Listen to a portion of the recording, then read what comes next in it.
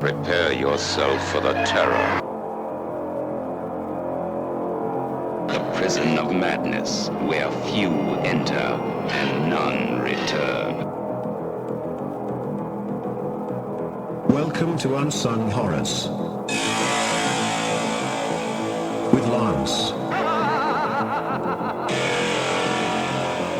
And Erica. Leave all your sanity behind. It can't help you now. Welcome to Unsung Horrors, a podcast where we discuss underseen horror movies, specifically those with fewer than 1,000 views on Letterboxd. I'm Erica. And I'm Lance. And if you couldn't tell from the title of this episode, we are not covering one movie today, but instead have invited some special guests to join us to talk about the new book from Bleeding Skull, a 1990s trash horror odyssey. This is part one, and we are joined by one of its co-authors, Zack Carlson. Hello. Good morning. Welcome, Zack. All right, so before we get into the Bleeding Skull book, for folks who don't know who Zack Carlson is, he is the co-author of Destroy All Movies, A Complete Guide to Punks on Film. Was one of the producers of The American Scream, a documentary from 2012 about people who set up Halloween haunts at their homes. That's currently streaming on Tubi, I believe. He was the line. Oh, I love Tubi. I do too. Producer and host of the Vice series Outsider, works with Fantastic Fest, one of the world's largest genre film festivals in the country, which is right here in Austin and is taking place at the end of September. And more recently is the co-host of Deathblade on the Museum of Home Video's Twitch channel. So Zack, you're co-host for that, Laird. He was a guest earlier this year. And he plugged it then, but in case folks missed that episode, can you tell everyone what Deathblade is? Oh, Deathblade was an idea that just came from an invitation from Brett Berg, who does the Museum of Home Video with Jenny Nixon. And they, during the pandemic, they thought they could maybe just put some funny clips together and entertain their friends who were stuck at home. And instead it kind of blossomed, and they got like hundreds of viewers that were, hundreds more, like every month, that were tuning in. And so they decided to kind of turn it into like its own little TV channel, like basically like the movie UHF, where they just started having to create content. And Brett came to me and asked if I wanted to do some kind of show. And I think his expectation was that there'd be something horror related, because that's been what I've typically leaned into in the past, even with Bleeding Skull and all that stuff. But that's been so well mined now, especially with companies like Vinegar Syndrome that are reaching down very deep to release unknown titles. So like, I kind of looked at my collection. I realized I have as many, I have about, 1,800 horror movies at home and an equal number of action movies. And I was like, action really hasn't had the same sort of, excavation process that horror has. And there's a lot of great stuff. And so Laird and I asked him to be my partner in it, and we've devoted ourselves to kind of digging up, the most fun action films that nobody knew they wanted to see. I think we've been sticking to that pretty well. And it's gone over great, despite the fact that in the 70s and 80s, action movies were incredibly racist and profane and misogynist and homophobic. But now we have the context to know that that's probably not the best. Yes. But I don't care. I'm still entertained by these movies. Even as an African-American woman, I find these movies very entertaining. So we're going to put a link to Museum of Home Video's Twitch channel and Patreon in the show notes. So some of the movies, just as an example, that you guys have done in Deathblade. So last night, as of this recording, it was Show No Mercy? No. Expect No Mercy with Billy Blanks, the Thai Bo guy, fighting a VR clown. And I didn't know I needed that in my life until Zack and Laird brought that to us. There's a Billy Blanks movie out there with Roddy Piper, right? Two. There's two Billy Blanks, Roddy Piper movies that are not connected. They're playing different characters in each of those movies. Billy Blanks had 11 narrative films under his belt before he went to Thai Bo. Wow. But it was Thai Bo that made him $100 million in sales, which is insane. Yeah. Wow. Because I'm not into, I prefer his acting. I'm Thai Bo negative. Thai Bo gave me the body I have today, so. Are you going to sue?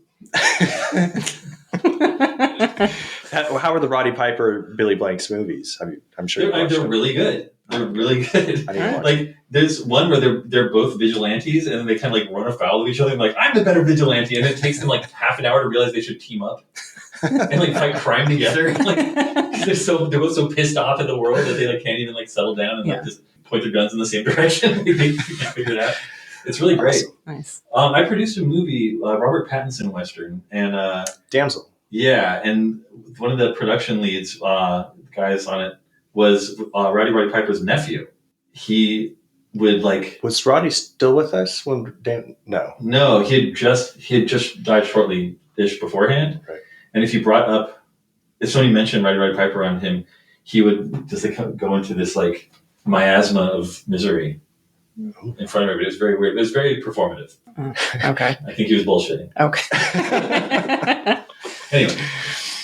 So no new Deathblade in September because you and Right. Laird are going to be doing Fantastic Fest stuff. But yeah, we're going to be annihilated because we're doing 100 Best Kills, which is a series that Laird and Brett from Museum of Home Video and I have been doing for a few years now. Actually, God, 15 years now that I started working on it. And it's always a theme. Is it okay if I just go into this right now? Of course, yeah. Yeah, so we started doing it seemed like a fun idea at the time to come up with 100 different clips that are all on a theme of death that is fun. Yeah. And now it's like this intense homework project. We've done so many of them, and you don't want to repeat anything.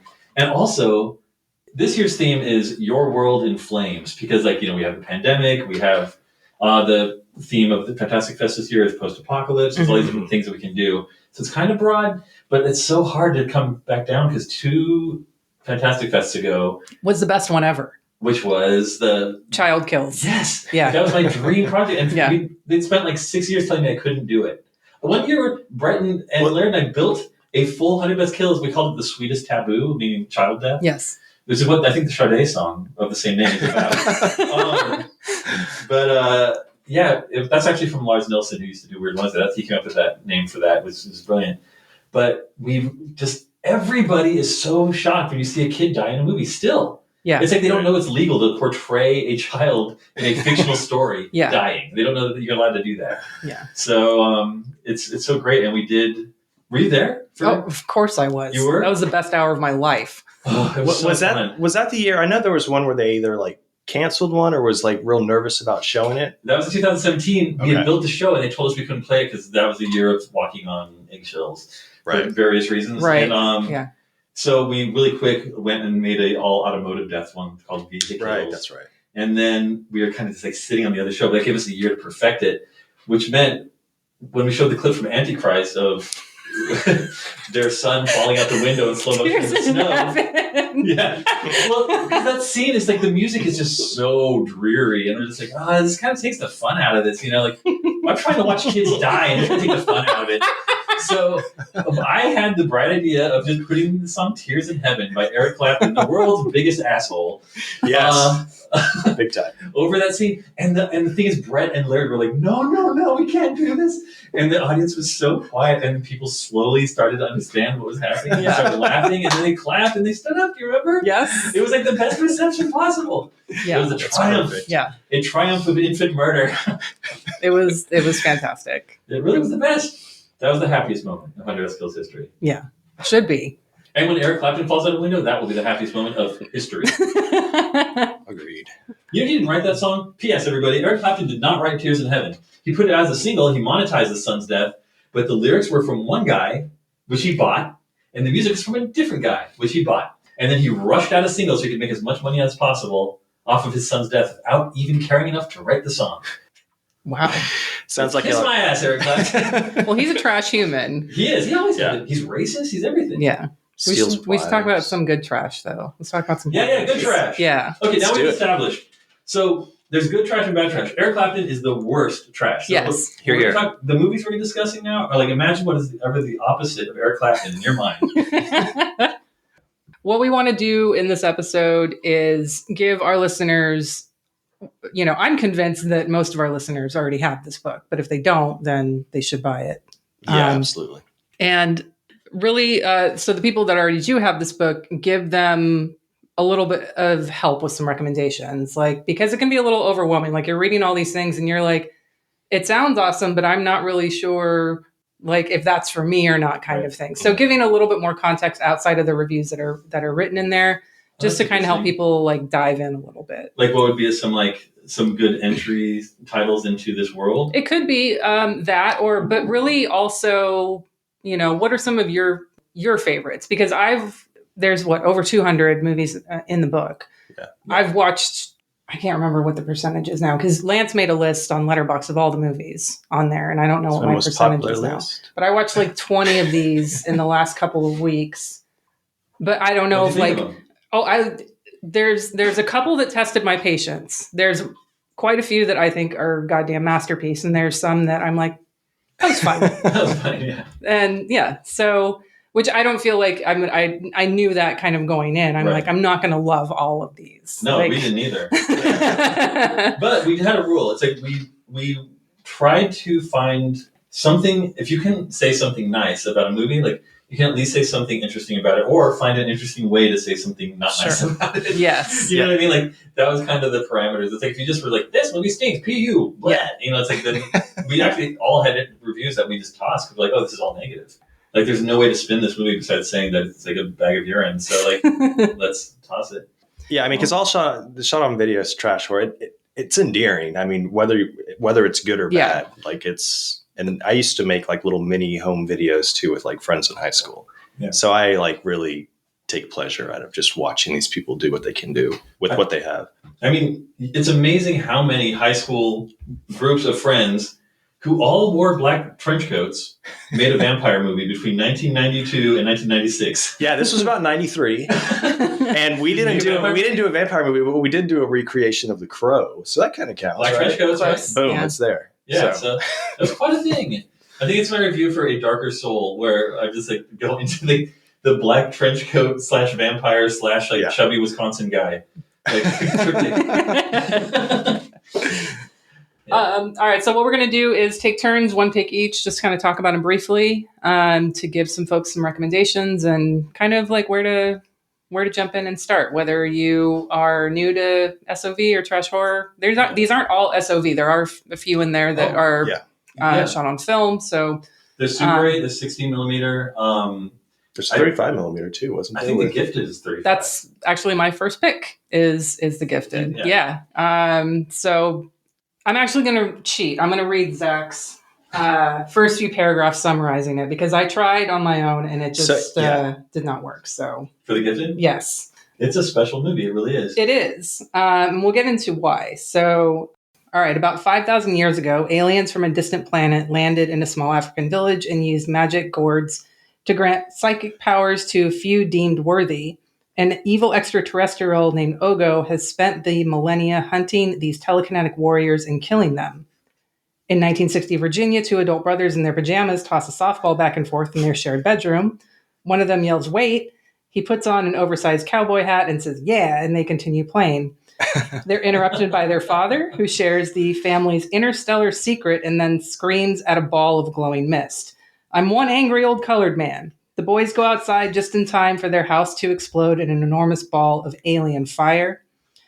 30 years later, Joshua, Daniel, and their sister Lisa pick up their father's psychic duties in the galactic war against Ogo, who has inhabited the body of an elderly blind albino. Over the next couple weeks, the fate of mankind will be determined via astral projection, alien possession, glowing vegetables, and fingertip laser blasts. And that is exactly this movie. So one of the things that struck me was, it's directed by a female, which you didn't see a lot of those, especially in the 90s. And she's African-American. The entire cast, minus, I think, one or two people, is African-American, including Julius Harris, who I recognize from Pelham 123. Yeah, and the albino is African-American. They didn't use an actual albino, though, because there were two black albino actors working at that time. Yeah. But they just they could have cast anybody as like the crazy alien albino, but they're just like, no, we're going to keep consistent with our casting and like have as many African-American actors in this film as possible. Which nice. I respect it. Because even when he's in Ogo form, it could just be anybody. Right, it was insane. But she ended up contacting AGFA, and she's great. The director's great, and she's so pleased that people are talking about the movie, wrote about the movie. Yeah. And so So she did email you back then, or she emailed Agfa, or she ended up like, I think Joe ended up reaching out. Okay. Yeah. Got it. But yeah, she's like super game. She's like, because I think maybe at first it was like this thing. It happens a lot with these movies when you try to re-release them. People just hang up on you because now they're reborn Christians, or they're just generally ashamed of the things they did when they were 19, like we all are. Right. Yeah. But if that's what they did was making a movie, then they're ashamed of that. But you get hung up on a lot, and I think she instead just saw the spirit in which this movie was being appreciated and got excited. That's awesome. Yeah. So The Gifted, 1993. It's on YouTube right now. The ending of it's kind of like what it said in your review, Zach. It's this like laser battle, kind of like Black Magic, 1975. Lance. So. Oh, you're right. It is it's like an American wizard battle. Yeah, I never even thought about that. It's interesting too because I feel like a lot of it it's very dialogue heavy. There's a lot of exposition and talking about their family history and things like that. But the beginning and the ending very much feel right at home in this book, whereas the rest of this movie, it feels very different from a lot of the other movies that I watched in the last few weeks. So, but I would definitely recommend it. I think this would almost be like a good starting point for people to just be like, here's we're not going to go full like Olaf Ittenbach or like Todd Sheets on you yet, but like here's a little. We're gonna talk about Todd Sheets later, so. But yeah, I'd go with like The Gifted as a first recommendation. It's funny because our selection process, we were each going to do 75 reviews, which is what we did. Mm-hmm. And if we dumped one, then we would choose a different movie and make sure we kept that number. But like narrowing it down to that 225 was like really hard. But I was pushing for The Gifted, even though it's not really a horror movie and it's not really, the same like gutter budget type production. It's not, yeah. As the other ones, but the ideas are as ambitious and insane as they usually are in shot on video movies, where people are just like, I don't know, we're already doing this for like $8 in a burrito. Let's just go. It's really cool and insane. Let's go wild. And the ideas in it were just so unhinged, and also it's totally unknown. So it's like, if we can do something to get this movie out in front of people, let's bend the rules. And it's a sci-fi movie. It's not a horror movie, but Ogo's gonna kill people. That's murderous. That's horrific, I guess. Someone dies in the end. There's like blood coming off of them. Yeah. So it works. We'll count it. I wonder if Ogo from The Gifted would team up with Hogo Fogo from Lemonade Joe, the Czech Western, who's the villain in that movie. All right, alphabetical. Lance, you go. Okay, so we already discussed Dreamstalker on a previous episode, which is fucking awesome. It's in this book. But I'm going to go with Scary Tales speaking of born again Christians. Nice. Yeah. Doug Ulrich. Yeah, that was the example that was in my brain. Yeah. So it sounds like he was, I picked up the Bleeding Skull Agfa release, and I loved it. It has great commentary with Doug Ulrich, who sounds like he was also game, I guess, when you guys contacted him. He was skeptical. He had just finished doing. Well, it sounds like he just woke up, in his commentary to me. He sounds very. You can hear his notes rustling here and there, and yeah. No, he's very conservative, very reserved, and he had just finished producing a Christian stage play version of Wizard of Oz when I contacted him. Whoa! The first time, and I'm like, hey, that movie you made was just people just stabbing each other naked in bathtubs? Oh, you're a Christian dad now? Well, anyway, enough about that. I wonder what his interpretation of the evil witch looked like in this thing. Was it a devil or? I don't know. Wow. But yeah, Scary Tales. Scary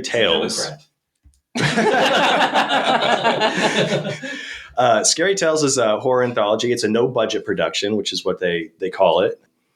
Filmed in Baltimore, and it consists of 3 stories. The first one is Satan's Necklace, which is about a man who has a hobby with a metal detector, and he goes around town and he gets alerted, and he finds a necklace that's just buried probably about half an inch in the ground, pulls it out, wears it, and he starts occasionally turning into a demon and killing people. It's been half an inch under the surface of the ground for eternity. Yeah, nobody's touched that area for a long time until he's played also by Al Dorego, who him and Doug Ulrich, they're going to come up again on another pick of mine. So the second story is Sliced in Cold Blood, which is actually the first thing Ulrich and Dorego shot together when they decided making movies. Is there a better title than that in the world? No. There isn't. Cold Blood. Well, what's really cool is a pick later. It comes up. I'm going to say it right now. Fuck it. The screen kill. Yeah. Where they're watching Sliced in Cold Blood in that movie, and I'm like, this is too good to not include. I mean, come on. But yeah, Sliced in Cold Blood is very Tim Ritter's Truth or Dare. A guy played by Al Dorego sees his wife cheating, catches him, and he pretty much starts going on a killing spree. That one has great practical effects. Doug Ulrich does all the practical effects for no budget. What he pulls off is way more creative than people with money can do. There's a great scene where there's machetes through the head. There's a cool bow and arrow kill scene. But there's, the best one is a head getting squashed until eyeballs pop out, which ends on a belly button zoom. Such a belly button zoom. I think I read about that in there. Yeah, you did. And then the last one is called Level 21, which I think runs a little long. I love it. It's great. I think it's funny as hell. But this one's about a man who pretty much plays video games or this specific computer game, neglects his family, his son and his wife, because he can't get past level 20. And when he does, level 21 is essentially a real world level where he enters and fights an ogre and the dark overlord. And Doug Ulrich said this was actually inspiration from his sister's ex-husband, her real ex-husband, who just totally ignored his wife, his sister, Doug's sister, and her son. So they got divorced. There's a law firm in Austin where one of the partners, whose name was on the shingle for the law firm, one of the four partners' names, got so obsessed with World of Warcraft that he lost his wife and his job. That I believe that. I believe it. Isn't that amazing? That's a partner sad. in the firm. He was 50. We used two of the shots that you commented on. We used in the opening credits for the Outsider series on Vice because we were so taken by the effects from Scary Tales. Which one? So the eye gouge is in the beginning, and then in level 21 where he goes and kicks the ogre and just falls over backwards because the ogre's so much stronger than him. He just kind of goes, he falls on the ground. We used both those at the beginning of Outsiders. I thought they were great. Yeah. I recommend you picking up the Bleeding Skull and Agfa release, the Scary Tales release, because the commentary is really fun. It does show the 1987 demo version of Scary Tales, which is it's a mess, but it's still fun as fuck to watch. The audio commentary, it has a bunch of Doug Ulrich's shorts, but it's really good. It's really good. Yeah. But another thing I got to point out is Doug and Al's original songs. So they're sprinkled throughout this movie and also in the next one I'm going to talk about. But there's that song "I'm in Love for the First Time" when Al Dorego is going to kill his wife and the lover in Sliced in Cold Blood. That one, I wish that scene kind of went on for 5 more minutes because that song is absolutely brilliant. But yeah, that's my pick. I think it's a great jumping off. I don't think it's streaming anywhere. I think you have to pick it up. Yeah, you do have to. Yeah, absolutely. Also, a great moment of profanity in that movie is when a character he's this really foul-mouthed guy, and somebody says something about kiss my ass. Yes. And then the guy grabs his crotch, the front of his body, grabs his crotch, and he goes, "I got your fucking ass right here, buddy." Yeah. He's saying that his penis is the other man's ass. It's the same thing to say. Yeah, that guy that's in Satan's Necklace, and that dude fucking cracked me up. What a weird moment. That's fun. Brilliant. So Zach, what do you got for us? What's your first pick? I don't remember. Do you have it? Should I look it up? I can look it up. Yeah, look it on your phone. Look up on your phone. Got to bring that Actually, in. I think it to you. the Divine Enforcer. Oh yeah! Oh boy! Oh good! Oh yeah! All right, let's talk about that. So, The Divine Enforcer is a movie that it was shot on film. It was shot in 16. But when you see the VHS box, it was distributed by Prism Entertainment, who were they're like Lightning Video or Vestron, these labels where it's okay, it's not a major studio, but they're putting out stuff that has some sort of baseline production value. Oh, look at the actors that are in it. Oh, it's got Eric Estrada from Chips. It's supposed to be a real movie. And then, it's got Jan Michael Vincent, after his motorcycle accident. Yeah. Where he's comatose, and you're this is an all-star affair, oh boy. And all these actors that were basically TV actors or vegetative are in it for 3 minutes each. And it's really a showcase for this actor who you've only ever seen in The Divine Enforcer, who plays the title character, which is of course a vigilante priest, but he's like this specific. Did you watch it, either of you guys? I couldn't find it. No. Oh, it's so good. He's like this bloodthirsty vigilante. Like, it's not like Charles Bronson where he's like, I'm doing this for my own reasons. He's just like, he loves to kill. Yeah. And he's up against Don Stroud, who was a major actor in the 70s. He was like, he would be like second billing in tons of like crime movies and stuff. And Don Stroud had floppy hair, like big rectangular guy. If you saw him, you'd say, oh, I've seen that guy in like this crime movie and this thing and that one. But he was like, usually in the 70s, like a kind of a laid back sort of like simmering sort of personality. And for whatever reason, when they made The Divine Enforcer, which I think was shot in 90, Stroud's career was gone. It looks like one of his eyes had started to shrivel. Like he was going through something. I mean, really, it was something weird was going on.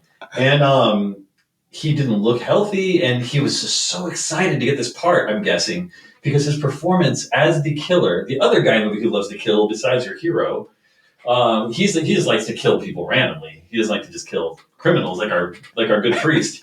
So Don Stroud is so unhinged as the psychotic rampaging killer in this movie that it's actually scary to watch. Like, you know how there's certain Nicolas Cage movies where you can see that the other actors are like kind of scared of him? Yeah. Like if you watch Vampire's Kiss or Deadfall, like it's like the other actor's like, oh shit, what do they do?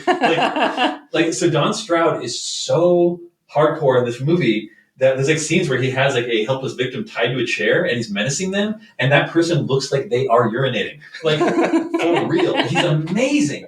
And that's why I chose the movie. It's like all Don Stroud. Like he's so good. And there's this part that he sells this dialogue impossibly, and you buy it 100%, and you are scared when he says it. He has a woman tied to a chair, and he says something. I'm not paraphrasing, but he says, sometimes you can feel tendrils inside your skull, and it's like concrete snakes. And he's just like saying like this stuff that a guy would say outside of like a 24-hour donut shop at 3 a.m. It's like that kind of talk.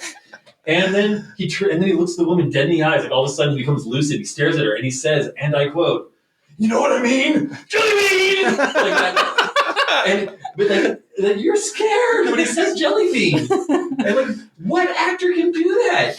That's amazing. Like that guy should be the king of Earth. I need to fucking find this movie. Yeah, you do.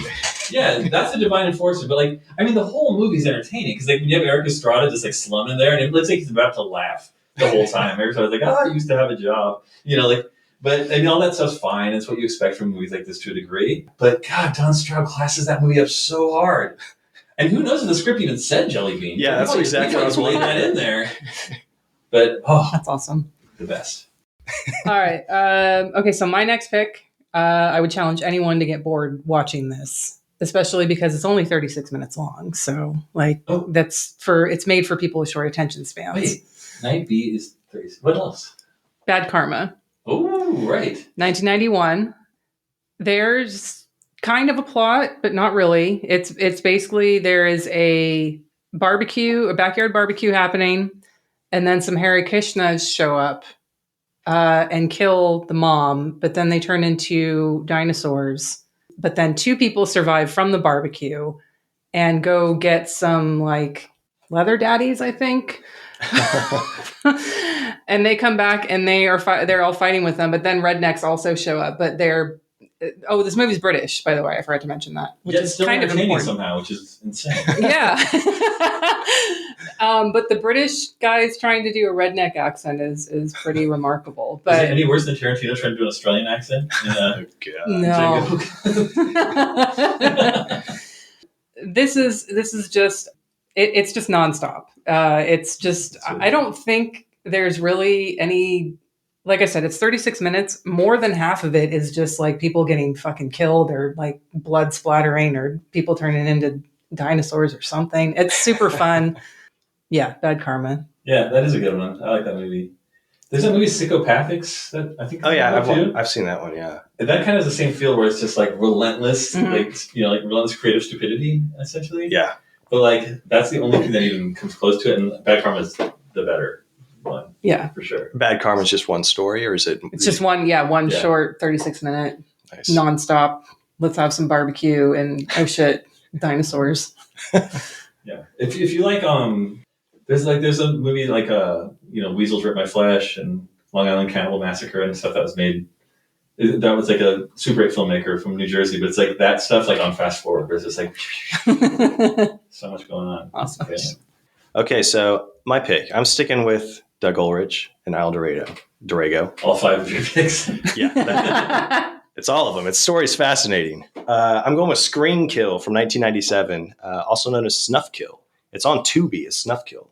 So there you go, guys. Go watch it. Yeah, class it up. It's gonna be a way to go. I'm surprised with some of the shit Tubi has on there. But yeah, it's basically so Doug Ulrich, during the Scary Tales commentary, he talked about how he met Al Dorego. And basically the whole plot of Screen Kill is just about their meeting. It's a true life story of them, where Ulrich, he was working in film. He was doing a lot of his special effects and stuff in theater. And Al Dorego was playing in a band, writing those fucking catchy ass songs that are in Screen Kill as well. He asked Ulrich to come and see his band play. Ulrich liked it. He started directing some of his band's videos. But of course, the band breaks up, which is exactly the storyline in Screen Kill. But the difference is Al Dorego plays a guy named Rallis, who looks just like Dante, like a pissed off Dante from Clerks. Like he's got the beard, but he likes to be called Lucifer in this. And then there's a guy named Doug in the movie, played by a guy named Mark Williams, who plays the Doug Ulrich character. And they begin making movies after Rallis's band breaks up. And then they decide they want to make a snuff film. So Rallis, being the very dark and brooding lead singer, starts killing people on screen so they can sell and make this movie. And Doug is all about it. So the kill scenes in this are great. I mean, they're really good. They go for that uncomfortable real life snuff vibe feel in a lot of situations. But it's the band scenes where it's at, because Al Dorego really showcases his original songs, which he wrote. And his band has this whole theatrical production where he's raised on a crucifix. They're all dressed as druids. And then they just slay on stage, very, very dreamy, but very hard. And to end it, he sacrifices his keyboard player, slitting his throat. And it's always the keyboard player when they close out the set, which makes a lot of sense. But they have to get a new keyboard player after every show? No, it's not a real kill. This is all theatrical. Okay. So, obviously he has the ideas in his wicked brain to kill these people. But yeah, and this thing is filled with like some amateur softcore stuff. There's a lot of close-ups on open mouth kissing for like way too long. But the DIY practical effects by Ulrich, again, fucking go for it. The Rallis character cuts a dude's dick off and shoves it in his mouth, all for the sake of a snuff film. So if you're in the mood for like this horny goth singer turned murderer who's actually triggered by serious relationship talk whenever his girlfriend starts talking to him, that's when he wants to start killing. Screen Kill is where it's fucking at. Tubi. All right, I'm going to ask you a question. Who is a better horror movie / songwriter guy? Al Dorego or Reggie Bannister, the bald ice cream man from the Phantasm movies? Who inserts his music into all of those movies against our will? I mean, I think Bannister, his are way more endearing. Like, really? I mean, Dorego he's way more professional. Like, he's a musician. He's played in bands, like in their complete songs. But wait, are you saying that scene when he pulls out the guitar on the porch and they start jamming? Yes. We're hot as love, Yeah, exactly. Okay, but are you saying that Al Dorego's got real bands and then Reggie Bannister's band, the Jizz Waylon Yeah Doggies, are not a real band? Is that what you're implying here? They weren't real until you just said that. I never knew about them. Worst band name ever, maybe? The Reggie Bannister and the Jizz Waylon Yeah Doggies.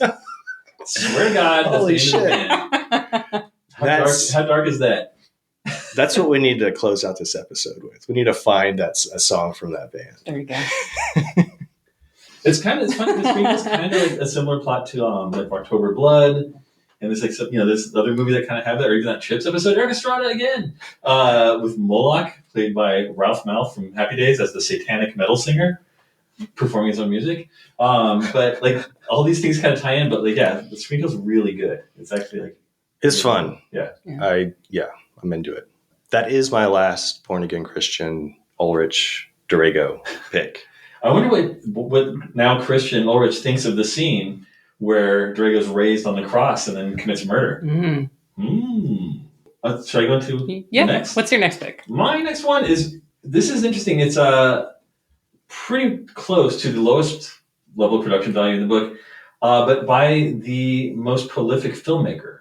This guy named Nick Millard, who had been making exploitation movies since the 70s, always on a shoestring budget. And then, like, if there was a way to make a movie less professionally, if they found a way, they would. So, like, when video cameras came out, he's like, "Great, get rid of the film that we've been shooting on. We're going to be doing this from now on." Like, yeah, Radio Shack, $200, let's go. And they started shooting stuff on camcorder. Him and his mother, who was a frequent collaborator of his, and they made a movie called Dracula in Vegas, which is my second pick. And I don't know if either of you have seen this one. I haven't. It was impossible to find on VHS. It took me 12 years to find. Wow. I did. It's basically a kid who looks like a malnourished Eminem, who has an incredibly dense German accent, just kind of wanders around Las Vegas being depressed that he's a vampire. And then every now and then we check in with his mother, played by director Nick Millard's mother, who is like the most foul-mouthed human being alive. Like, she's intensely gross. And the thing is, the dialogue is to blame, sure. But the way that she delivers it is so, like, she's just so excited to say things like, "That bitch has AIDS, I can smell it." like, she has so many, like, basically every line she has in that movie, and she has like 60 lines, are like that line. Like, actually, that was the least profane line I could think of in that moment to share. It's way worse. And he's like, "Okay, Mom, here's your script," and hands her the script. She's like, "Oh, this will go just very, very well for me. Yes." She's like so excited. And it's like, oh my God. But that's not what makes the movie. It's like, it is kind of dreamlike. It is very unique. There's parts where the Eminem German vampire boy like has a reckoning with the evil version of himself. And it's the stuff that you would never see in a movie made by humans. And it's really great. But here's why I wanted to talk about Dracula in Vegas. It was definitely the grossest that a character played by Millard's mother had ever been in any of the movies so far. Like, she was just so, like, as we would say in camp, butt nasty. Like, she's just like so deep in the sewer as a character. And then following Dracula in Vegas, I guess she kind of like opened a doorway into filth, and she made 3 porn films between age 91 and 93 when she passed away. Holy shit! Oh, wow. Including 92 and Still Bangin', and Granny Takes a Tinkle is another movie she made. Both of which were directed by somebody with. Okay, so Nick Millard wasn't involved in these movies. Oh, here it comes. Okay. I theorize without proof that Granny Takes a Tinkle and 92 and Still Bangin' were directed by her son, Nick Millard. I think possibly, and he's going to sue me for saying this, unless I carefully say, I am just possibly, putting forth the idea that this might have happened, or the director of Granny Takes a Tinkle was really named IP Freely. You decide. Wow. I mean, it's just possible. I'm saying, who else would have the familiarity with her to convince her to do these things? Right. Could make movies shot on video at that time. Who else was going to cast her in porn? That's a good point. Nobody. That's a very good in point. Anything. Who else is going to cast her in anything? I don't want this to be true, but I don't not want it to be true either. I want it to be true. Yeah, I kind of do. It's got to be true. But maybe it's don't not. listen to this podcast. I don't have any money. Good luck. I didn't put that in the book review, but I am putting it on this. Okay, yeah, no, it's fine. And in a book, I was more afraid to get sued than just like speculating on the hypothesis in this room. I highly doubt it's going to get back to him. And honestly, you can't get sued for speculation. So yes, and that was mere speculation. And honestly, we're really just putting it out there because we want it to be true. Yeah. So, I mean, if he could, if his mother was enjoying herself and he was making money and everybody was smiling, then yeah, good for her. Yeah, it's just their hearts. He's supporting his mom being sex positive. That's all. That's fine. We had 92 and Still Banging when I worked at Scarecrow Video in Seattle. We weren't proud of that tape. Do you have it in your collection? No, I have 0 porn tapes. Oh. Yeah. All Blu-ray. Just kidding. No, I have no porn. I have no porn whatsoever in my collection. I have none. All right. You have Empire on your list, list, right? Did you too? Okay, no, I'll skip it. That's fine. I did watch it though. So, Ooh. but let's just talk about it together when we get there. Okay, yeah. Or now. When it's your turn. No. Ah, okay. My next pick, and Lance, I know you're probably going to love this movie. Full disclosure, I think listeners know I'm not a big fan of horror comedy. It's probably my least favorite subgenre in horror. That being said, this has a humor level of like Bloodsucking Pharaohs in Pittsburgh, but not as like dumb slapsticky that just drove me to insanity. This one is saved by the goddamn treasure that is Bruce Glover. Yeah, Bruce Glover's I know in it. which movie this is. Die Hard Dracula, 1998. I can smell a vampire from a mile away. Bruce Glover plays Van Helsing. He's chasing after Dracula, who has decided he wants a change of scenery, and so his coffin literally gets like lifts and flies to another town out of a window. It looks good too. Yeah, it doesn't look bad. Like, whoa! I think you actually said in your review that it has a pretty high production value for it, and like there's a scene that takes place in the past, and it's got like medieval costumes and like a setting, and it's actually pretty surprised. Like, this doesn't look terrible, but at the same time, and again, this came up in your review, and my favorite part of the whole movie was there's a fake rat that just is getting like pulled across the ground to be like that, and it's the best. Comedy aspect, there's one-liners like in it. There's like some jokes, like Dracula comes out and he's like, "How dare you screw on top of my coffin," and stuff like. Yeah, see, you're laughing because I know That's good. Yeah, there's water skiing for no reason. There's like Blood Lake. Yeah, there's a scene where Dracula goes to the dentist and gets one of his teeth pulled or fangs pulled. I mean, my first note was like, Lance would love this movie. I roll. Where'd you see it? It has a DVD. No, it doesn't have a DVD. It does have a DVD, but this is also on YouTube. But it ended up winning you over because you made it one of your picks. Yes. Okay. No, I did like it. And I picked it more so because I know Lance, I liked it. Lance would love it. Right. So, see, I do nice things sometimes. Thank you. Also, there's nothing related to Die Hard in that movie. No, there's really, I have no idea why it's called Die Hard Dracula. All I know is that I love Bruce Glover because I have never seen him phone it in no matter what movie he is in. No, he's so reliable. He's one of the greats. Like he always gives it. Like him, Richard Lynch, like this certain guy. James Cameron from Return of the Living Dead. Like the puffier guy. Like those guys always give it. Actually, both the old guys in Return of the Living Dead. Like Clu Gulager. Never does it. He'll be in the cheapest ass movie, and he just gives you like a full performance no matter what. Yeah, like I love that. Bruce Glover, it's in the book. The Card, yeah. The Card, yeah. So I don't know if you want to talk about it, or I can tell a dumb story behind it. It's like very short. No, go ahead and tell the story about it, yeah. Crispin Glover came to do a series of screenings here in Austin at the theater, and we brought him out. And he showed up, and, you kind of think that his whole shtick is an affectation because it's so ludicrous. And it's like, obviously this guy's employed and he owns a home, so he can't really be like that all the time. But he's like that all the time. And he can't help it. And so he shows up and he's like, and he's incredibly concerned about money all the time. He wants everything in cash, in a bag. Like literally, he's really obsessive. And he's there and he's like, okay, the show starts at 7:00 and where are my books? And I actually sounded more like him than I thought it was going to. And we're like, your books? He's like, yes, I mailed my books here ahead of time. You didn't get my books? Where are my books? And he starts freaking out. We're like, we did not get any books. Because he sells these books for $50 each to people after the show, like just to make even more money. Mm-hmm. And he realized in that moment that he had forgotten to ship the books to us. And he was so upset that he put his dad on an airplane from LA, who got to the show like 20 minutes beforehand. I mean, immediately. He's like, Dad, go to the airport with the books. And his dad got on an airplane. It's getting better. Shows up. And then Crispin Glover realizes, he's like, oh no, Facebook. Because he had just discovered Facebook. And he's like, and he had been telling one of the female managers at the theater, it's incredible. I'll just say I'm in a town and girls will want to come have sex with me in my hotel room. But then he was like, and he's like, Dad, you can't stay with me. I'm on Facebook because he's gonna have sex. Right. Dad, you can't share a room with me. And he's like, get my dad a separate room. I'm like, no, you didn't. You forgot to ship the books. Your dad stays with you.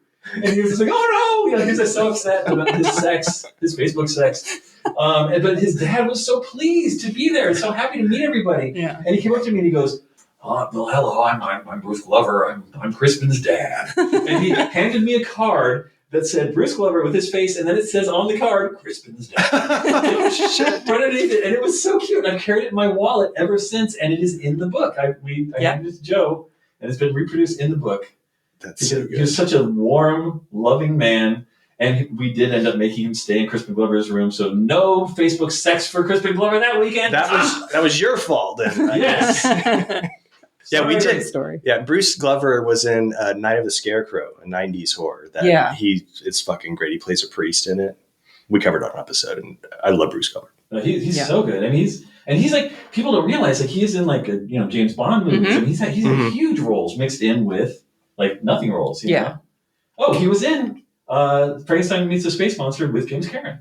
Like movies like that. They're basically like something that fell off of Ed Wood. Right. And then he's simultaneously Frankenstein Meets the Space Monster was probably only like 6 years before he was in a Sean Connery James Bond movie. Isn't he Diamonds Are Forever? He's one of the gay hitmen, which is an awesome character. Yeah. So it's like, it's incredible. His career. Yeah, for sure. He's more than Crispin's dad. He is. Yeah. That's just great. Good story. Sorry. No, we asked for it. It's good. No, it's really good. It was amazing. I just love that we prevented Crispin Glover from having sex. If I've done one thing right in my life. Yeah. What's Wait, oh, it's Lance. Oh, it's me, Zach. Great. I'm sorry. So I'm going with. I'm doing a vampire flick. I think we're all doing some vampire movies. I think here. it's hard to avoid them. Yeah, there's a shitload. I'm going with Leaf Yonker, Darkness from 1993, aka Darkness, the vampire version. So this is taking a turn into some serious territory. This is a really well made Super 8 vampire flick. I mean, I think it's like a vampire zombie hybrid because these vampires are really, really awkward. The way they move, the way they attack people, they kind of eat them like zombies. Basically, it's a head vampire named Liven who's taking over a small town, killing and turning all the community into these weird vampires. And there's a group of these young kids who figure out what's going on, and they battle these vampires and pretty much hop to their friend's house to check in on them to see if they're still alive so they can all escape together. This thing's really well shot. I mean, it's a real movie. it's definitely a real movie, and he filmed it. Lee filmed it as kind of like a demo to sell to make the real version of Darkness that he wanted. But it had like some near dark vibes, like with the vampires reacting to the sunlight. There was some Lost Boys vibes with the holy water. Yeah, I mean the effects are fucking awesome. Yeah. So Joe had a great line in the book about the vampire Liven, which I'm going to read real quick. He says, he looks like a thrift store version of Kiefer Sutherland in The Lost Boys, complete with the black trench coat and feathery mullet. But I'm going to add to that because I feel like, other than him being kind of like a poor man's Kiefer, to me, he's like the vampire from David's Gang who tried too hard and kind of pissed everybody off, like with the reputation that they were giving him. Like they're like, let's fly this guy to fucking Wichita, Kansas, and just drop him off in some small community. Let them deal with it because Marco's not feeling his vibes. So, but no, seriously, this has been one of my favorite movies. I guess I've watched about 24 from the book. I mean, I'm still new to the trash wars 90s, and it's not all great, but a lot of it is. Yeah. I mean, the thing what's really great about this too is Leaf Yonker was 18 when he filmed this. Isn't that amazing? Yeah, and almost all the kids too. Like the actors were like 15 and 17-year-olds, so they were all kind of like they're really hamming it up. I mean, they're like in drama school trying to impress the teacher, to get that A. Or they're metalheads that think it's hilarious, and they're just giving it all over for that reason. I think Liven was definitely a metalhead. Yeah. But yeah, the special effects kind of are standout. Some of the best I've seen, like I said, from a couple of these movies. You got Guess tight rolled jeans. You got Hard Rock Cafe shirts, Vision streetwear tees, high body count. I mean, this is a movie I can fucking get behind. This is a vampire flick film. And the music has this built up tension, very John Carpenter's Prince of Darkness. Like, from the credits start and Prince of Darkness, it's just doom, doom, doom. This one has it like for a solid 30 minutes. It just keeps going. Even the vampires sound like they have that weird transmitted radio voice that's in Prince of Darkness. So We'll come to you from the year 29. Yes. Yeah, and I read an interview with Yonker that in 2018, Arrow actually announced that they were working on a restoration of Darkness and a release, but it's been like held up because, and Leaf Yonker's like announced, like it's all my fault, I'm working on it. Yeah. So I guess he's working on the restoration, or I don't know if he's being really into it, but.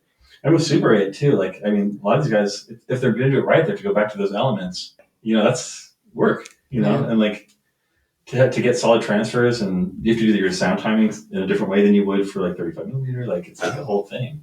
Yeah. So I'm hoping there's a release of this because I'm interested in like maybe extras or something, but this movie fucking rules. I think it's on YouTube with Greek subtitles. That's fine. Yeah, no, it didn't bother me at all. Most people speak. You've watched a movie with the title splashed across the whole thing for the whole movie. Not a problem at all. Not a problem. Can we talk about how Polish tapes are done? Like, this is true. I'm not being racist. I am Polish. But this is true. So when you have, for the most part, a movie's going to either be subtitled or dubbed. Like, you can count on one or the other. That's usually how it goes. And for an insane reason, because Polish people want to just reinforce a negative stereotype about their intelligence, the way that they handle a foreign film is they'll take a movie and one guy just tells you what everyone's saying. And he just talks over everybody.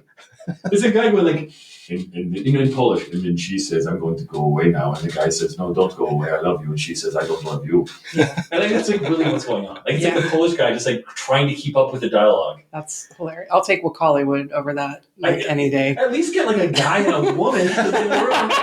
Like, at least for those characters. But it's like instead he's like, she's very angry and she's leaving now. It's like, yeah, I can see she's leaving. It's insane. That's funny. Yeah, so...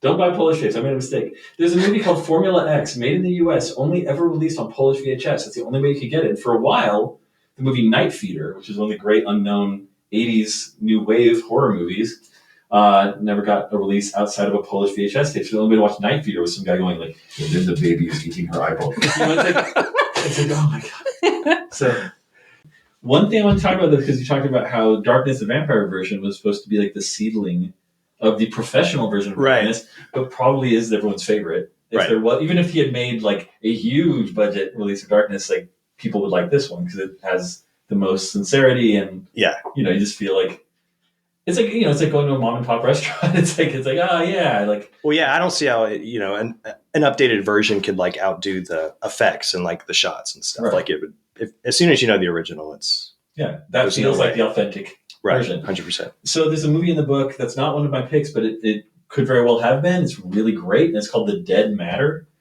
or The Dead Matter. Like, I don't know if they're referring to matter of like rotting flesh, or that dead people are important. Which I didn't even address that in the review actually, but it was a movie made by college students, and it's just everyone in that movie is 19 years old. Like every parent and principal and mayor and everybody's 19. Nice. And they just made their like weird, silly, ancient forces of evil versus vampirism versus telekinesis movie, super ambitious. And they made like a 45-minute version of this movie. And then the director used that to somehow build up for him to make a $3 million version of his $25,000 movie. Yeah. Guess which one's better? Like the $25,000 one is so good. Is it called Dead Matter? They're both called The Dead Matter. And it took him like 11 years or whatever. He made his bigger version of it, but it's just like, man, I just want to watch your like 19-year-old like Nike version of this movie. Yeah. Every like seriously, there's a part where there's like an ancient mystic wearing Nikes, and I'm like, that's beautiful. So anyway, I see that's the thing. Same with Darkness. It's like you want to see like where there's the least money between you and the ideas. Like, because money is a barrier. Like, it's like, it just complicates things. It just gets in the way. It's like, in movies that are made for no money, like, there's nothing between you and that person's ideas, which is so beautiful to me. Well, yeah, like Ulrich was saying, he spent like $150 on Scary Tales, and it all went like on the cosmetic stuff, like, the mask, the molds of the face and shit. Right. And that's what's like amazing to hear stuff like that. Like, this movie costs hundreds of dollars to make. Yeah. And it's just so much better than... I mean, I would think with like maybe 3 or 4 exceptions, like if you pulled out 5 movies from this book, you could say that every other movie in there was made for $5,000 or less. I mean, really, which is incredible. Yeah. Which means if you took like one bullshit Eli Roth movie and distributed that money among actual creative people who knew something about horror movies, you could have an incredible library of new horror movies. Yeah. Made by humans. Yes. Anyway. Oh, wishful thinking. Yeah. Zach, next pick. This is our pick together. Oh. There's a very special movie. And like we were just talking about ambition. Yeah. And we were talking about production value, throughout this entire discussion, because it's something you're very aware of when you're watching movies shot on a camcorder in Ohio by teenagers. You're aware of that. But there's a movie that is somehow, it exemplifies these things and is the exception of these things at the same time, which is Empire of the Dark. Evil is forming an army. The time has come for one man to stand against them. The movie that will wake you up from evil. A movie with action. A movie that is sexy. You won't believe the horrors of the Empire of the Dark. By a megalomaniacal genius named Steve Barkett, whose name is in the credits more than like vowels are in the credits. Like he did, but to be fair, he really did everything to make this movie. But he's just like, he is the writer, director, producer, lead actor. Like he's the everything in this movie. Like what Vincent Gallo's ego did to Buffalo 66, like Steve Barkett's ambition did to Empire of the Dark. Like it's beautiful, and it's crazy because it's like he made a list of all the things that you could not possibly execute in a low budget film, and then said, "This is our film." Yeah. And that's really, it's crazy. There's multiple scenes where he says, "Okay, now we're going to show hell in its entirety." Yeah. In a movie that we're making in our kitchen. It's like, and he does. And there's giant demons, and there's like this eternal flames, and there's all these things. He does it like against God's laws of like reality. He does it, and it's incredible. Is this one 35 millimeter too? 16. It's 16 millimeter. I think. I'm pretty sure it's 16. Yeah, it's not video. I don't think it's. No, it's got to be at least 16. But like, I would assume it was. Because it feels like it is, and it's like it feels contained in that way, right? Yeah. We're like afraid to go big. We're just 16, but then they go big. Like when they go to hell, they go big. Yeah, it's great. It's got stop motion animation in it. It's got everything. And this movie taught me that you don't need Ancestry.com. You can just look for mustaches to find your relatives, folks. In hell. Yeah. Yeah. They're there. You can find them very easily. No Ancestry.com needed. This is like one of those things. And there's like some running joke with vanity projects, Breen, DeHart, and guys like that, who there's always like a black tank top. And I'm like, this guy just barely got there. He had a black shirt on instead of a black tank top. So I theorize that he has furry shoulders. Probably. Yeah, probably. Because you're right. He should have had the tank top.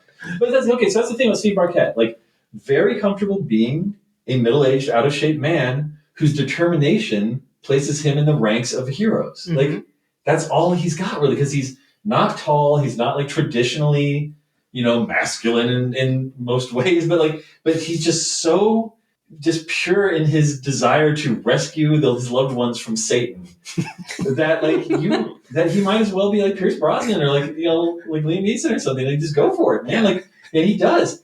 And he made one feature before called The Aftermath, which was a post-apocalyptic sci-fi film. And it's good. And it's confident. But Empire of the Dark, which got way poorer distribution, is like a light year leap. But like, it's so much more accomplished and so much more impossible. And nobody saw it until it got re-released 20 years later. Yeah. From, one of these discount, is it Brentwood Entertainment or something? Something like that, yeah. Yeah, and they did a great job. They made a Blu-ray of it. It looks beautiful, but it's just a movie that nobody knew existed at all. And it's so good. I mean, and we're not going into the plot. Basically, he's going to go rescue people he loves from hell. And let's talk about how people approach low-budget movies in the post-Mystery Science age. Everyone thought it was so cute to laugh and punch down at the low-budget movie. Ha-ha, this was made poorly. Ha-ha. But it's let's look at Empire of the Dark and then compare it to What Dreams May Come, a major studio movie I've never starring seen it. Robin Williams about a man who goes to hell to retrieve his beloved wife. Same plot. Yeah. What Dreams May Come was probably what, $40 million, $50 million movie? At least. Empire of the Dark, probably, 125,000. Really, I mean, I think they put a lot into it. Like, I think Steve Barkett really did everything he could. It has some of the effects guys from the Star Wars movies. Oh, wow. Really, like Jim Danforth is in it as one of the druids in hell. Okay. But he also helped with the effects. Oh, okay. But anyway, so here you have a major studio film with Robin Williams at one point stepping on Werner Herzog's face in hell in that movie. They had everything at their disposal. They had every resource. That movie is it's just a total rat turd. Like, that movie's nothing. What Dreams May Come, no good.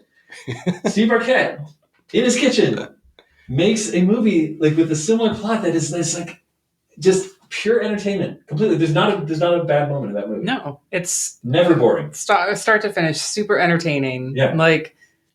It's exactly what Zach said. It's super ambitious. You can see the whole vision there, but I hate big budget movies when I watch movies like this, because I'm just that is so much more entertaining than anything that I've seen in so long. So I think if Bleeding Skull has one, mission statement or whatever, not that anyone would ask us for one, it's to make people understand that determination is so much more valuable than having a big brick of gold to make a movie with. It's the actual worth of these movies is in their heart and in in their ambition, and that somebody can just it's like somebody walking up to just a vicious giant and just saying I will kill you. It's they go up against everything, the film industry, people's opinions of low budget films, the torturous world of film distribution, everything is stacked against them, and they do it anyway. And that's heroic. Each of these movies, even the shitty ones, there's something heroic about them making this movie against all odds. That's what we want to share with people. Except for the shitty ones. Don't watch them. I mean, honestly, I would even say you have to wade through that stuff sometimes, because someone made that movie, and it also helps you to recognize or appreciate other movies more when you're like, oof, I need something better than that. But anyway, skipping me, Lance. Okay. Pick, yeah. So I'm sticking with vampires, guys. I mean, let's be honest. Color me surprised. 83% of the low budget horror movies made in the 90s were trench coat vampires. It's true. Yeah. And then 16% zombies, and then the rest is miscellaneous. The remaining 1%. This one I'm going with the J.R. book, Walter, Kingdom of the Vampire. You and I are the last of a proud people, Jeff. Our tribes once covered this miserable earth and ruled it, feeding off of these sheep. Our kingdom was vast. I've never met anyone like you before. Where were you last night? I was just out doing stuff, Mom. There's nothing scary about death. Tomorrow night, we are going to have a little company, you and I. A nice, warm little child. No more killing! How dare you issue commands to me? I like it. 1991. I like it too. And it's not what you think it's going to be. No, it really isn't. It's not there's really not a whole lot of practical effects or bloody. It's like a relationship movie. Yeah. Like an emotional roller coaster. It's like teenage angst movie, really. Yeah, it's because you wrote about Book Walter too. I mean, this is my first movie actually I've seen from him. Oh, Dennis was amazing. That he was a trailblazer of the video age, anything largely establishing the 90s SOV scene as we know it. Yeah, he was one of the granddaddies for sure, because he started with doing Super 8, 16 and 16 stuff, and then when shot on video actually became a real market, he started I think one of the first video labels that was openly devoted to only releasing shot on video stuff for the most part, which was Tempe Video. Nice. And I mean, he saying hey, this can exist. Yeah, okay, people are gonna laugh at it, whatever.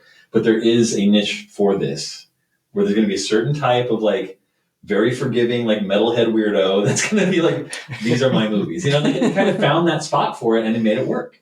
So that's kind of an incredible feat that he pulled off. Yeah. And this one, Kingdom of the Vampires, I think is incredible, like you said, too, because this one's not your normal vampire movie. It's about, there's a mother who pretty much embraces her killing vampire instincts, killing a Girl Scout that comes to her door selling cookies. How old is she? She's probably about 8, maybe, the Girl Scout. Sorry, I'm going to add that to my list. Biting heads off of live kittens. Yeah. Very, very upsetting stuff. And then there's son, Jeff, who is played in a very odd manner by an actor named Matthew Jason Walsh. And he co-wrote Kingdom of the Vampire, and he also did the original score, which I was surprised to see. And he writes a lot of films and does composes for a lot of movies, which was really interesting. He didn't act much after this, right? Yeah, no. The only thing I saw was other Bookwalter movies like Ozone, Zombie Cop. He had like little tiny parts in this. Yeah, this one is because he's such an awkward character, and in this he doesn't really accept that he's a vampire. He meets this girl who's like an ex-junkie at the video store he works at, and basically his whole goal is to kind of hook up with her, where his mom is kind of battling him and she wants to fucking drink her blood pretty much. So it's all very dramatic, and his character gives us like every emotion that he possibly can, just in the most awkward manner. And I really want to see his other movies, even if they're small parts, because I've never physically, he has a look to himself that is very captivating to me. He seems like a guy that like actually hung out with nobody in high school. Yeah. I mean, he does seem like, I think he's perfect in this role because he is like a mama's boy, and he gets his very first girlfriend. He's an older guy. There's clerks like yelling at him in the very beginning, or not clerks, but customers that come up to, rent a tape. And he's just like, so like, I don't know. He's just this underdog that you kind of root for, but at the same time, you're like, hey, he's just like, he's a little too Weasley to pull it off. Like, but it does have minimal gore for a vampire flick. Like I said, it kind of relies heavy on the relationships. There is this crazy cool gang of skinheads who are literally just bald dudes, but they have face tattoos, tribal face tattoos. Like Maori tattoos. Yeah. Yeah, exactly. And they say some pretty inappropriate things throughout like all their fighting scenes, but they stand out in a lot of their scenes. Also, this takes place during Halloween, so we get some Halloween costumes. And I'm real big on movies that have any type of costumes thrown in there. You pointed out in the book too that one of the kids was dressed up as one of Bookwalter's, like a cyborg. Yeah, Robot Ninja. Robot Ninja. Yeah. Yeah, which was his second movie. Yeah. But yeah, this is like a 70-minute runtime with like 10 minutes of credits. So it's fun as hell to watch. I really enjoyed this one. I realized while you're talking about it that there's a real core of inappropriate vampire mothers that runs throughout our book, because we already talked about Dracula in Vegas, who this is like the least appropriate vampire mother ever. and then there's this one who's like a shitty vampire mother who's like uncontrolled. And then there's also the movie Blood Hunter, which was like a movie shot in Bee Springs, Kentucky, which is apparently a town. Bee Springs. Yeah. I don't want to drink from that spring. Yeah. But I guess we have Bee Cave in Texas, so you don't go in that cave or drink from that spring. But it's a vampire movie about a vigilante vampire who's just like, it's basically Dexter, but like beforehand. Where he's just like, I have to drink blood. I guess I'll just drink the blood of assholes. Like, he just finds like racists and jerks and guys who hit their wives, and he just drinks their blood, and it's pretty cool. But his mom is like this weird, like vengeful, hateful ghost who's like, just kill everybody. And so like that's a thing. It's a running thing in the 90s low budget horror world of like shitty vampire moms. Interesting. Where's the documentary? Shitty Vampire Moms. Mark Harley, Not Quite Hollywood presents. I watch it. Yeah. Or do like a sitcom like The Golden Girls, just with the shitty vampire moms from 90s low budget horror living together. All at night. Yeah, they couldn't. Yeah, that'd just be great. Although Mrs. Millard would be making everybody's monocle spin the whole time. Hey, let's talk about vampires again. What? my next pick. Oh shit, my next 2 picks. 3 of my 5 were vampires, which is about the way that percentage breaks down through the movies and the book. It's just there were too many vampires back then. But there's this movie I chose called Mark of Dracula, which is it's subtly incredible in a lot of ways. There's a guy that had been making low budget features in obscurity in Washington State and in LA forever. This guy's name was Ron Ford. And he would just crank out one a year, like, here comes Hollywood Mortuary. And like, it's just, he would just make a movie every year. And like, they were done really clunkily with his friends, but like very sincere, which is a word I go back to a lot. Ambition and sincerity are the words that I say a lot. And I think those are the two most important qualities that people can possess. Creative people. Yeah. And Ron Ford had both of those things. And when you have that much creativity and ambition, you don't notice that the world doesn't care. You know what I mean? Like, you don't notice that everything is against you. You just, I'm like, I have this idea and I'm going to turn it into something tangible. And that's all that matters. And if somebody wants to put it out in video stores, that's great. Okay, but I'll be busy over here making my giant mosquito movie next. I won't even be paying attention. And he was so devoted. And like, there'd be like characters that he couldn't find the right actor for, so he's like, "Oh, I'll just play him." And he's like like an awkward guy. Kind of seems like he would like be a substitute woodshop teacher, like not even the regular one. But he's so devoted to his ideas and not in an arrogant way, like just like in a way where he's excited. He's like, "Oh wait, what if Dracula had a beard and curly hair?" And it's just like, oh, wouldn't that be interesting? And he just goes for it. And all of his movies, you can just feel him saying like, ooh, ooh, ooh. Like you feel his ideas popping out.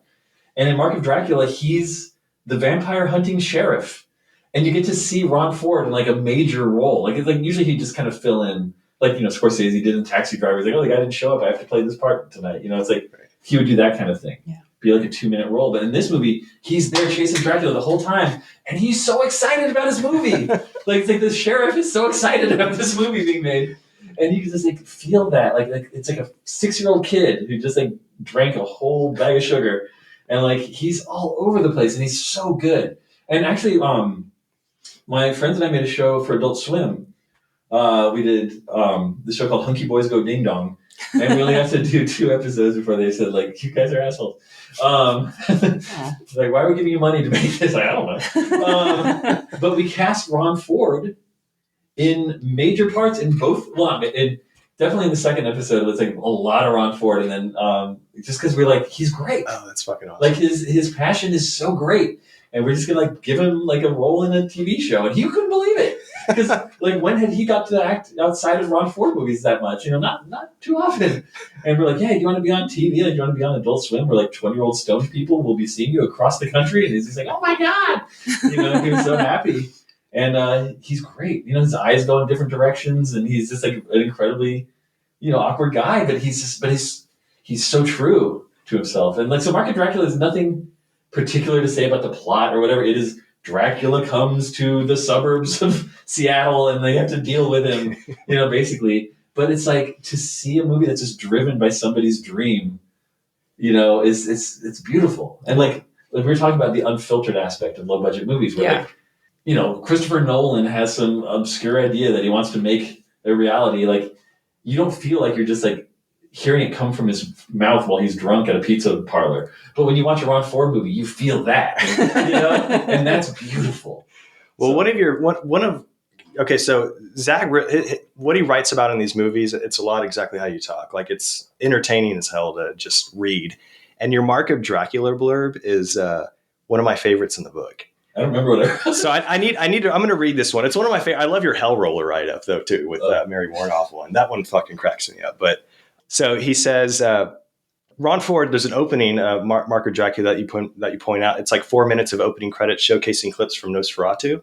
And you write, that's a bold move. If I made a movie about a musical road cop infiltrating a vicious biker gang, I wouldn't put the opening credits over scenes from Stone Cold starring Brian Bosworth. Because Stone Cold is the best muscular road cop infiltrating a vicious biker gang movie of all time. Nothing else could compare. But you know who doesn't need to worry about these kind of things? Dracula and Ron Ford. It's just so good. he's above it and he's below it, and it's like, but he doesn't care. He's just like, he just moves forward, you know. Any way to go around the mountain, go through it, go under it, go over it. He's just like, boom, shove on forward. What's a mountain? It's so cool. He's such a great man, and he does, you know, and he is a real actor. Like he does, like, you know, theater. He does like live theater is what he's really, you know, seasoned in. But he'll take that $80 he made from that live theater show and he'll make a movie with it, and that's incredible. Yeah, it's awesome. Love that man. I love you, Ron Ford. All right, I'm gonna talk about a journey that I went on. Okay. With Todd Sheets. Oh boy. I watched 5 of his movies. What? No, wait, 4, because 1 I couldn't find. But you had a write-up about one of them, which I'm actually curious about. So there's a few directors that come up a lot in this book. You know, you've got... The Polonias. The Polonias. David the Rock Nelson comes up a few times. Book Walter seems to come up a lot. Yeah. But Todd Sheets comes up a lot too. And so I was like, you know what? I've never watched a Todd Sheets movie. I'm gonna watch a few of these. And I went in a very wrong order, I think. I started with Nightmare Asylum, which is but here's the best part of that is there is a credit of barf bags supplied by Mrs. Butterworth. That made me giggle. So to me, I'm like, worth it. I'm in. Like I watched this whole thing and then I see that credit and I'm like, I giggled, so I'm fine now. Otherwise, that movie really tried my patience. I think a rough one. It's not as bad as Edgar Allan Poe's Madhouse, though. Did you watch that one? No, I did not watch that one. Joe's review at the end of Nightmare Asylum said it would be a masterpiece if it was 15 seconds long. And yeah, I agree with that. Then I watched Goblin, 1993. How long is this scene of Todd Sheets himself walking through the house going, guys, were you here? It's so long. It's 18 minutes? Something like that? It's forever. It's the whole movie. Oh, God. All right. So this movie is about a haunted house, a house that's haunted by a goblin, but the goblin changes every time you see it. And by that, I mean, however it's decided to be costumed for that scene. Sometimes it's towels. Sometimes it's not. I don't know. But it's basically like people walking around and saying stuff to each other and moving into a new place and people getting their intestines pulled out through either their asshole or their vagina, which good with that. Good. That comes up a few times. Intestines getting pulled out through the asshole with Todd Sheets movies, actually. That came up again in Zombie Bloodbath Part 1, which was the next one I watched from him. And then the last one I watched from him was not in the book, but I watched it because I actually ended up watching, there was an interview with him on YouTube. It was about, I don't remember how long it was, but he had talked about kind of his filmmaking career and how later on he had the chance to work with people like Rudy Ray Moore and Fabio Frizzi. And I was like, Fabio Frizzi, are you fucking kidding me? And Fabio Frizzi movie was House of Forbidden Secrets, 2013. Yeah, George Hardy is in it. So I watched that movie and I don't like new horror. I don't, you know, and this was the last Todd Sheets movie I watched, but it was kind of a good thing that I did this one last because then I appreciated the early ones that much more, even though I didn't really like them that much because I was like, you know what I miss? I miss mullets and, you know, acid wash jeans and just ill-fitting clothing, 90s horror. And because I don't like the new stuff. The Frizzy score is actually pretty good though. I mean, how could it not be? Expected, yeah. But the one that I didn't get a chance to watch was the Rudy Ray Moore one, Violent New Breed, which you do have a write-up about. Yeah, he's barely in it. He's at the very end, right? Of it? Yeah. So the thing that struck me about Todd Sheets, though, was that he just seems like the most genuine, nice person ever. Well, and that's maybe tied in with the fact that he's an immediate pariah because he's a Christian metalhead. Yeah. Making horror films. Mm-hmm. which is so weird. It is, yeah. That's the weird, and that's why I wanted to bring him up, because I was like, this is the oddest thing to me, because you don't normally associate these things together either. Like, those don't go together. No, definitely not. And then when you have guts being pulled out of anuses, for Christ, it's like, how does that work? Yeah. With the devil. Yeah, but it's it's weird. I mean, and he'll have stuff on screen. They'll say like, "Say no to drugs, get high on horror." Yeah, that's awesome. Yeah, like, I agree. But, he dedicates his movies to Jesus Christ and says, "I'm so blessed," and things like all. And I'm like, wow, you made that movie? Someone just got their innards ripped out through their asshole, and it doesn't jive in my head, but it's this weird. It's just a really interesting dichotomy to me. Oh yeah, it is. And he doesn't even try to like balance it. You know what I mean? It's like even those little comics that you get on bus stop benches, like the Jack T. Chick tracks, would have something horrific, and at the end be like, "But you can be saved by God." Like his movies don't do that. Yeah, it's just like it goes all the way through. Goblins kill everybody. There's blood all over the place. Credits. Yeah, and then it's like, "Look at Jesus." Yeah, it's like, oh, okay. But then in the same movie, it'll say like, dedicated to our Lord and Savior Jesus Christ, and it'll say like, special thanks to the following, and no thanks to like Yolanda Wilson. Fuck you, Yolanda. And they'll be like in the credits, like, what did Yolanda Wilson do to this guy? Like, there's no like explanation at all. You don't know who this is. Yeah, it's very weird. Yeah, and he's denied in a few interviews. Like he'll be interviewed by like, like maybe like a Toxic Horror magazine might do a little spotlight on him, and he'll be like, "Nah, I'm not really Christian. That's just like a joke." And you're like, "Huh? No, you're lying. You clearly are Christian. You're just afraid that the big kids in the horror world are going to pick on you." Right. So you play it off. Yeah. But then doesn't that anger God? Yeah. Deny him in that moment of judgment? Yeah. But it's like, it's so weird. Yeah. But he is clearly Christian. Like that is, why would you fake that to that extent? Like, no way. And it was pretty fun, but the movies were pretty terrible. We didn't know exactly what we were doing. We were learning as we went along. But 1990, we started doing more films, and we were just cranking them out, different ideas. We were so excited to be doing it. It was so much fun. It was quantity over quality for sure. And they were awful, but, each one we learned a little bit more and we got better. But that was it. We started in 1988, first feature, and still going now, I feel like I'm very blessed. I have a hard time recommending Todd Sheets to someone, especially if you're new to stuff like this. I have a very, very high tolerance for movies, and my patience got tried a little bit. Dominion is okay. That's a real movie. Okay. Did you see that one? No, not yet. It's like an Antichrist movie, but it's played very much horror, very not religious. Okay. It's good. It's like Vampire-Christ. It's kind of both. Okay. I like that one though. Yeah. I have nothing but respect for the man, even though I share no ideology with him. And, his love of horror is just infectious. And I love what he does, even though I don't necessarily want to watch it. Right. I mean, and then we were talking about David the Rock Nelson, who should be, mentioned as much as anybody, like anytime this book is brought up, because he's another one of the great, granddaddies of this world. And that's a guy who's, like basically him and his girlfriend made horror movies in his parents' basement for 20 years without an audience, and that's amazing.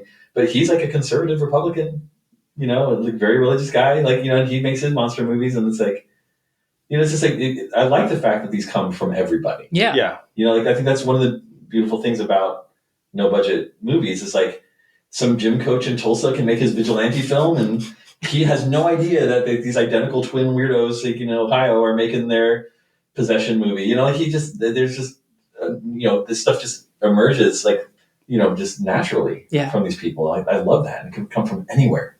Absolutely. Lance, last pick. My last pick is Legion of the Night, 1995. Written, produced, directed by Matt Jazel. This one was actually, it's AKA Dead City, too. It's also known as. All right. That's why you have those knuckle tattoos? Dead City. They call me Legion of the Night. This one's actually on Tubi and Prime, which was surprising. I watched. Really? Yeah. Damn. So this one I watched a few months back. It was my zombie pick when we were doing this this movie, Gensploitation. Okay, yeah. That's why it sounded familiar. The category was zombie, and there was one reason I picked it. When I was reading the synopsis, something really stood out to me, and that was reading CZAs, Cybernetic Zombie Assassins. That's pretty good. And you can't get any fucking cooler than that name. I mean, that as soon as I saw that, I'm like, okay, I'm watching it immediately, which are essentially the dead brought to life as super soldiers. Right. So Universal Soldier. Captain America. But no, it's a fun time. All these performances are pretty bad, but everybody just fucking goes for it, and they cuss a lot, easily averaging like a shit, fuck, goddamn, and bitch. Oh, this is the one you wanted to add Once to per the minute. list just so you could count the number. Yeah, don't play a drinking game of like every time they cuss. Because 8 minutes in, you die. Yeah, you'll be dead. But I think it would be a fun game to just sit back and count them because I'm interested. Somebody do that and send me the count. And then one of the members of the Stooges is Ron Ashton. Yeah, is this scientist who swears a lot. Yeah, he steals the show. He plays a guy named Russell, who's a lab assistant to actor Bill Hinsman, the top zombie in Night of the Living Dead. Right. He gets killed within about 10 minutes of the movie, but Hinsman does. Yeah. And then Russell Ashton teams up with Hinsman's son, and they want to get revenge on the monster that killed Hinsman. So they start working on these CZAs, which is what Hinsman was initially working on. But the CZAs start malfunctioning and start just killing everybody in the city. So they have to stop it. When has anyone ever used corpses for a project that didn't malfunction and kill everybody? Necrophiliacs. Maybe. Oh, that's true. A project called sex. I mean, for some people it is projects, so I'm just saying. Ron Ashton, he's in this book a couple of times, isn't he? I think that's it. I only know him in this one, and it's like not good acting, but it's like he's doing his best. He's like drinking a beer and smoking a cigarette and just cussing his fucking head off. Which he's having a great time. He is 100%. Yeah, and in Ann Arbor, Michigan. Yeah. But yeah, no, I recommend it. I'm recommending all these. It runs hard in the beginning. Like I was completely sold, and it kind of loses steam at the end. The ending is kind of shitty overall, but it's on Prime and Tubi. Yeah. But I mean, you could say the same thing about 30 Days of Night.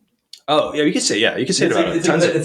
That's a closest actually comparison to the pace of that movie. And, again, this is made by like a 23-year-old in Michigan. Yeah. And like it's great. So Matt Jazel, his name came up a couple times in the book. Yeah, he has 3 major movies in the no-budget horror scene. Okay. Back from Hell, which is a great title, which they had 15 copies of at the pawn shop in Olympia, Washington, where I was in my 20s, and it's because I didn't know Matt Jazel lived there. Oh, shit. And would just like sell his videos just for 50 cents at the pawn shop. Yeah. Those movies that he had boxes of. And then he made a movie called Necrophiles. Which is not my favorite. It's a movie, entire plot is predicated on the giant penis of a zombie. It sucks, so he stinks, but... At the very end, he thanks Jesus Christ. But his other 2 movies are great. Really, really good. And he's a really nice guy. So nice. Yeah.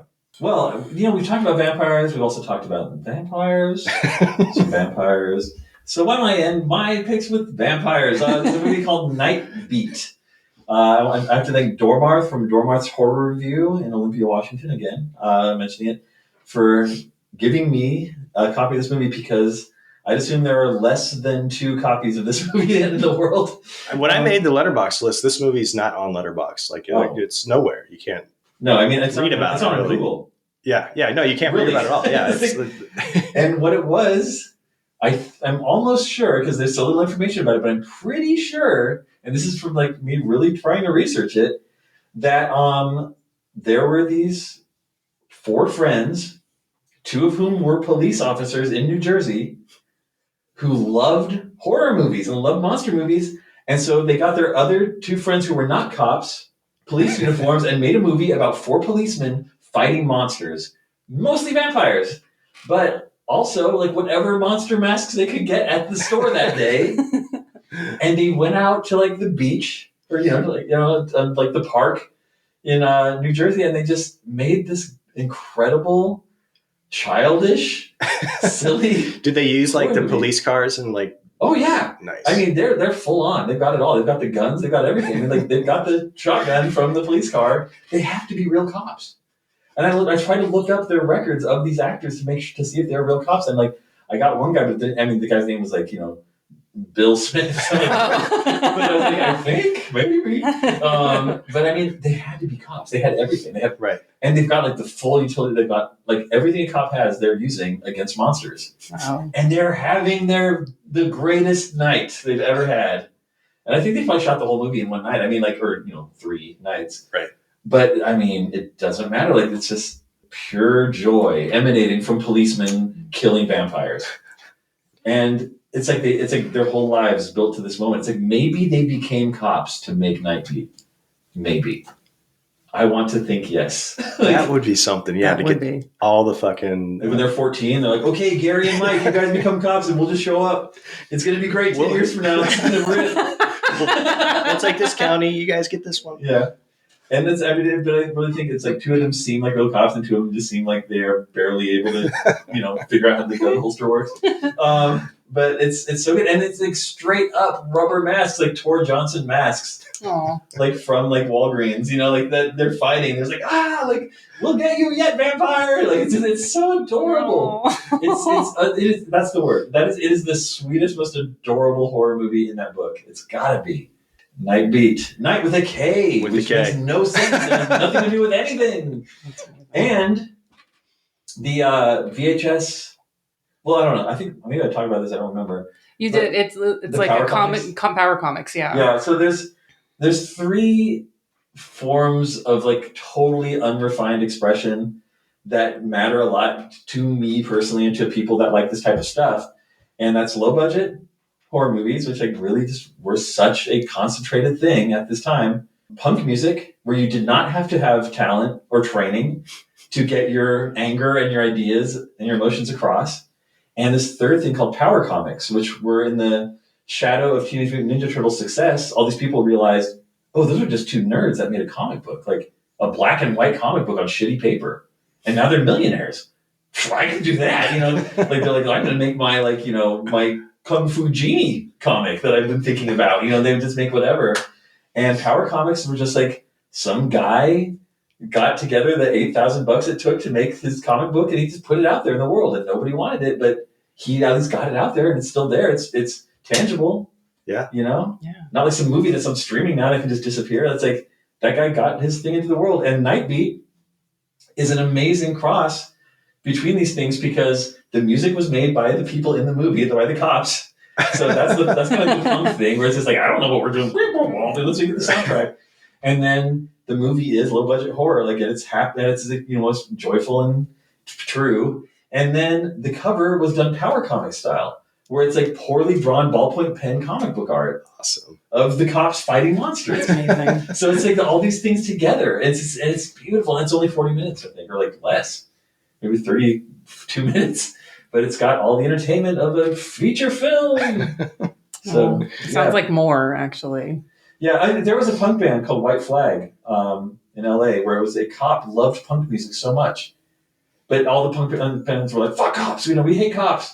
And he's like, oh, we're not all so bad. And he started a band called White Flag that was just about like, being a nice guy and working hard to, make the community better. And all the punks loved him. Oh. They're like, oh, look at this guy. He had a mustache. He was like pudgy. They're just like, oh, look at him. And like they embraced him, And it's like Night Beat is the low budget horror version of White Flag. Bill Bartell's band, R.I.P. died last year. Great man. Oh. But like, it's great to see a cop with love in their heart. They're not all bad. Yeah, that's amazing. All right, that's it, right? Everybody's picks? All our picks, yeah. Sorry, I kind of went all over the place. Oh, no. That was perfect. I mean, it's just like, I just was tying together all the White Flag, Night Beat stuff all made sense in the moment. What a wonderful time to be alive it was.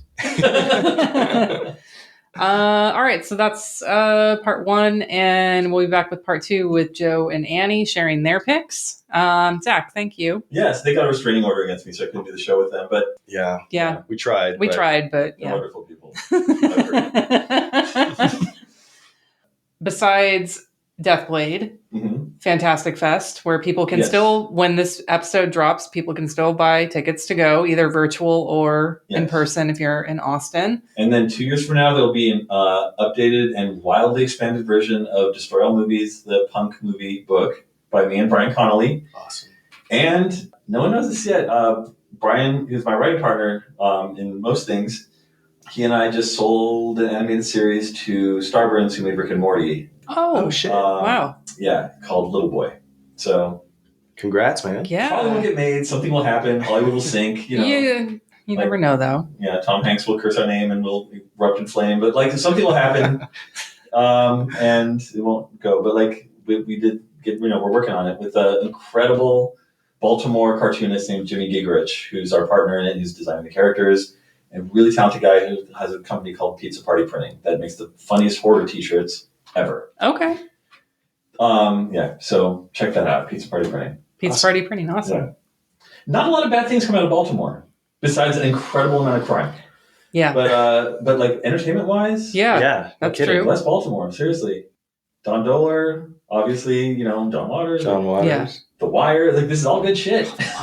Doug Ulrich, right? Yeah, Doug Ulrich, right. That's what made me think about this earlier. Yeah. So Baltimore is a great wellspring of incredible determination, like we were talking about. Yeah. We'll put links to all of that so folks can follow. That's all we got. All right. Tune in for part two. Even more Rex coming your way from Bleeding Skull. Thanks, Rex Zach. with a W. Rex with a W.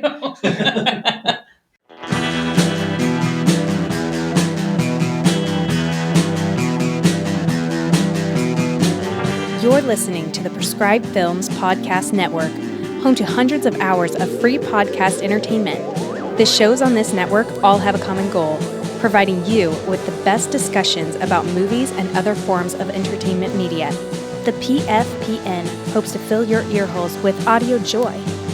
Visit our website with links to all the other amazing shows at www.thepfpn.com.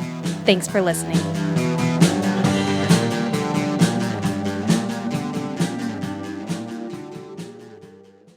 This is part two of our special bonus episode with the authors of Bleeding Skull, a 1990s trash horror odyssey. In part one, we were joined by Zack Carlson, and now we are joined by Joe Ziemba and Annie Choi. Welcome. Hi. Hey, happy to be here. Thanks for having us. Thanks for joining us. So, Joe, you were actually a guest earlier this year when we covered the 2017 film Crystal Eyes. And we've actually had a number of people who've watched it since then and have reached out to us and said, hey, thanks for pointing us in the direction of that, including the directors. Not pointing them in direction for the directors. It's their film. But but they listened to the episode and commented, and they were really happy with it. So that was really nice to hear from them. Oh, that's great. Yeah. You're doing great work. That's really nice when that happens. Yeah, it was. We got some feedback from another director on another recent episode too, and so we're like get all giddy about that stuff. It's always exciting. Yeah. So besides being the founder of Bleeding Skull, Joe is also the creative director of the American Genre Film Archive, or AGFA. So Joe, you talked a little bit about that when you were here last time, but can you take a minute to plug that again? Of course, I'm happy to. AGFA is one of my favorite things in the world to talk about, so you can cut me off if I talk too long. So AGFA is the world's largest and only nonprofit film archive and distributor. And we are a small team of 5 that works very hard and passionately to make sure that genre films hopefully one day will rule the world. And we do that through theatrical distribution, home video distribution, lab work. We have a full 4K 4K scanning facilities here in Austin. And it's AGFA is great. It's the greatest place on earth. Agreed. So we're going to have lots of links for this episode in show notes, including a link where you can donate directly to AGFA. You can also support them by going to their partner page on the Vinegar Syndrome website. You can buy all of their releases, including a few movies that have been talked about or going to be talked about in this episode. As of this recording, I know that there's one that's coming out soon, but the latest one that is out, is that William Lee's Treasure of the Ninja? Yeah. Mm-hmm. Yeah. I'm super excited to watch that one. I haven't gotten it yet, but yeah, it's coming in the mail soon. Oh, thank you. So before we jump into the book, I did also want to mention that, Annie, you have 2 other books, Shut Up, You're Welcome and Happy Birthday or Whatever. So for listeners, if you have read some of Annie's reviews of movies, either in the book or on the Bleeding Skull website, and you laughed as much as I did, then you should definitely buy these other books. I just finished Shut Up, You're Welcome last week, and I'm really looking forward to reading Happy Birthday. Oh, thank you. I have to tell you, I'm also from Southern California, and I was a teenager when the Northridge earthquake hit, and your story was nearly identical to mine. I was cowering in the doorway, and the rest of my family was just like, "What? Shut up, go to bed." Yeah, yeah, why are you doing this? Yeah, that's a stupid place to hide. Like, we're all gonna die. Didn't you guys learn this in school? This is where you're supposed to go. So we're going to have links to where you can also buy Annie's books and show notes as well. I definitely recommend picking those up. I want to bring up Taking by Savages, too, that Joe and Annie do. This great band called Taking by Savages. You guys, I guess your last release was the Halo Meadows EP? Release? Yeah, that's right. Yeah. And is there any updates on any Taken by Savages updates or anything you guys are working on?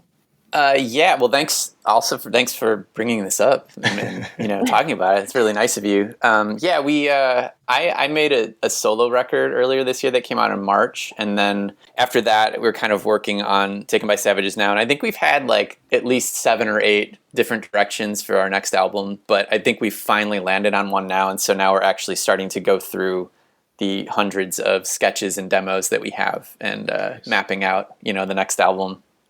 Yeah, that License to Dive that you released earlier this year, Joe, was great. I picked that up digitally. Thanks. Thank you. But yeah, for any of the listeners, I think all your stuff's on Spotify, right? Mm-hmm. Yeah. But I have they did the soundtrack for Jungle Trap, which was a shot on video, directed by James Bryan, starring the great Renee Harmon. But the Sleepaway Camp vinyl I always have that on rotation. Great record. Oh, thank you. Thank you so much. So we'll throw those links on there too in the show notes. Yeah. Like I said, the show notes are going to be longer than this episode. So. A lot of info. A lot of good info. All right, we're going to jump into some trash horror. So in part 1, Lance and I shared our picks from the book, as did Zach. So here in part 2, we're going to just hand it over to Joe and Annie to talk about their picks, give some info about the film, what makes them special to them. What we want listeners to get out of this is have one or more reasons to buy the book if they haven't already. If you do have it already, which you should, just give you a little bit of help with some recommendations. There's hundreds of movies in here. I know I hit a wall when I binged too much Todd Sheets, and I was like, "Fuck, man, I gotta find a palate cleanser and quick." Yeah. So we want to help listeners avoid that wall and just find some joy in here. So let's get started. And Annie, let's start with you. What's your first pick? My first pick is Disembodied. That's from 1998, and it's directed by William Kirsten. It is, how do I explain this? It is a movie that has very little dialogue, which is what I think is amazing for the 90s. Because if there's one thing that defines the 90s is a lot of dialogue. Yeah. A little bit like Tarantino-esque maybe. But this one is notable because it's so quiet. But it's incredibly ambitious. It's really surreal. It's got a lot of claymation effects, really great makeup and gore effects. The only way I could describe the plot is that a woman checks into a really dingy apartment building / hotel that has hourly rates, to give you an idea of what kind of hotel it is. And maybe she has her brain in a little jar and she feeds it things.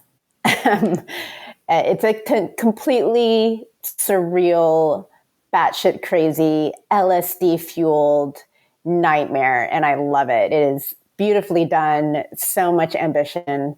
I believe there was a release of this movie recently, but It's been a little altered. So if you could find the original, I think it was on tape. Okay. That's the way to view it. I haven't seen the new one, but I think, Joe, you told me that they adopted it. Is that right? Yeah, there's a Blu-ray release, and it's kind of a shame because I don't know if the movie was shot on 16 or Super 8, but the actual transfer looks beautiful, but they went in and added literally like like lightning effects from iMovie and stuff like that. So it's like, yeah, it's just not quite the same. And I think there's different music in it. The music was replaced. So, you always want to support the filmmakers, but I guess it depends on your tolerance for that kind of thing. Yeah, that's a bummer. It was, I saw it on Prime. I don't think it was for rent, and I assume that's probably what the Blu-ray release is. So that's unfortunate. Yeah, I watched it too. I don't know I forgot where I watched it.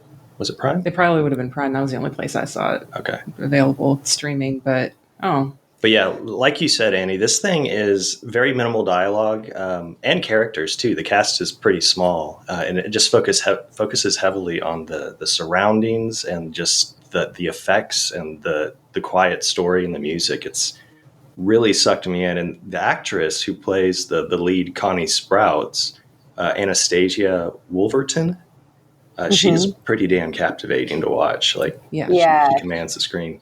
She's got that like anger, like hair over half your face that I was completely Very rocking 90s. at like age like 13, 14. So I was like, I immediately was like, yeah, I relate. Aside from, having my brain in a jar and a big pussy thing on my face. Covering. Right, that explodes and then kills other people in the neighborhood. It's the best. What more do you need from a movie? Absolutely. That's a great one. Joe, what about you? What's your first pick? Yeah, I'm going to start off with a movie called Bugged, and that has an exclamation point at the end of it, which is much deserved, I think. So this movie, I guess I would preface every pick that I have with, you have to look at these movies and appreciate them on a different level than you would any normal horror movie that you're used to. Mm-hmm. Because all of these movies are completely DIY and made with love and sincerity. So you have to take them warts and all and appreciate them kind of on a different level. And I think this especially goes for Bugged. And on the surface, Bugged is basically like Night of the Living Dead meets the Three Stooges, in that there's a group of exterminators, and there's a large cricket problem in this house. Giant crickets, like giant toy crickets, and amazing like practical puppet effects with these mutant crickets, and they have to battle these crickets and destroy them and save the day. So on paper, it's like, yeah, it sounds fun. It sounds like a good time. Then the movie itself, it could probably be paced a little better. It could probably move twice as fast. There's a lot of time discussing plans, like what are we going to do, and then doing the plans, and then discussing what happened after the plans were done. But the reason why it's so notable is because it was written and directed by a black filmmaker named Ronald Armstrong. And there's so few trash horror movies at this time made by black filmmakers. So anytime there is one, it really needs to be elevated and celebrated on a different level, because we know how much harder it was for this person to get this movie made. And not only that, but it's a fully black cast, and I don't know if there's like a single white person in the entire movie. So it's really special in that sense, and it's really refreshing to watch a low-budget DIY horror movie that was, not made for me, a white person. And so I learned a lot about, it's kind of an edifying experience to watch this. And it's also really sincere and joyful, and a super fun creature feature. So it has a lot going for it. Yeah. One of the movies we talked about earlier with Zach was The Gifted. And I know that's not, it's not horror, it's sci-fi. And Zach talked about like making an argument for including it. And, another black filmmaker, almost entirely black cast. And that was one of the reasons that was one of my picks, was because I was like, wow, this is fantastic to see that, that kind of ambition and huge ideas happening in a movie like this. But Bugged is a lot of fun. Lance, there's a part in the movie, the exterminators, they're having a bug measuring competition. Okay. And a guy named Lance is winning. Oh, yeah. That makes sense. Until the giant crickets come into play, and then he's about to get, he might lose his title. So, yeah, it's fun.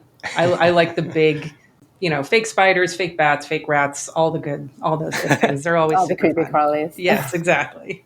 Yeah, I liked how the cricket puppets looked like they were really just like purchased from a dollar store and then had like slime on them, and they were just kind of shaking around. Yeah. I love that.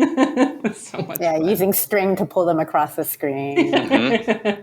So there's this amazing gag. Like some of the effects are pretty amazing. There's a gag where someone gets flattened like Wile E. Coyote in a cartoon, like completely up against the floor. It's amazing. It's like, oh, how did they do? You don't expect that at all for a movie like this. Yeah, that was great. I love that part.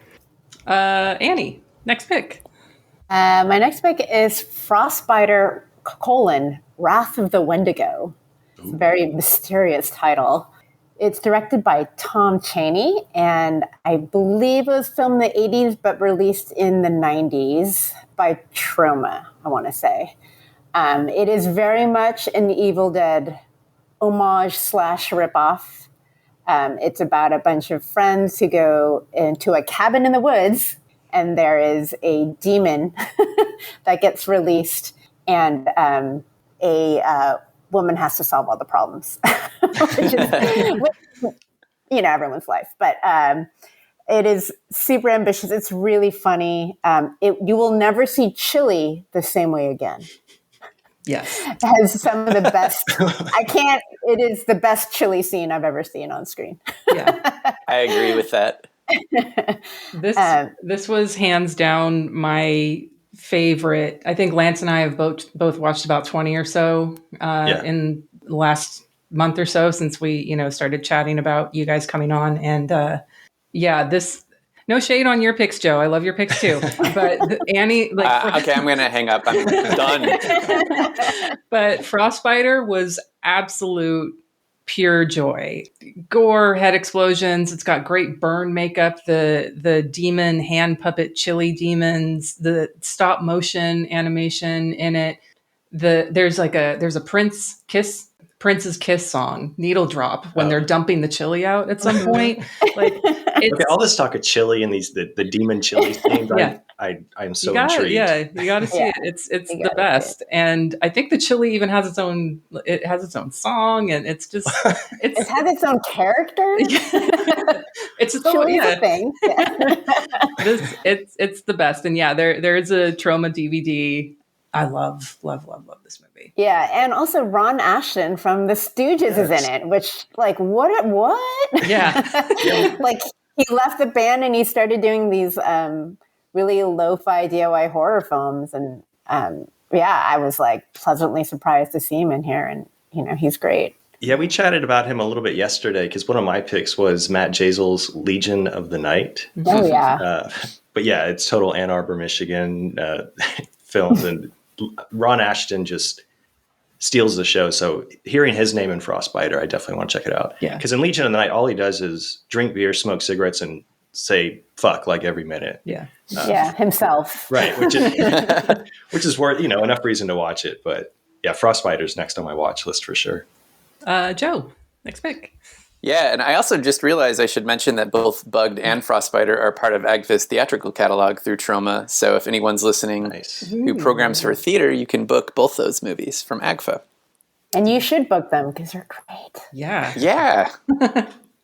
So my next pick is a movie called The Butcher. And this is a movie I would preface with saying it's not for humans at all. So this is AP, Bleeding Skull 1990s Trash Horror Odyssey. If you're just getting into it, don't start with this. I really, really like when teenagers made their own movies in the 80s and 90s because it was kind of like a dream that I had when I was a kid. So anytime I see a document of teenagers making their dreams come true on screen, it makes me really happy.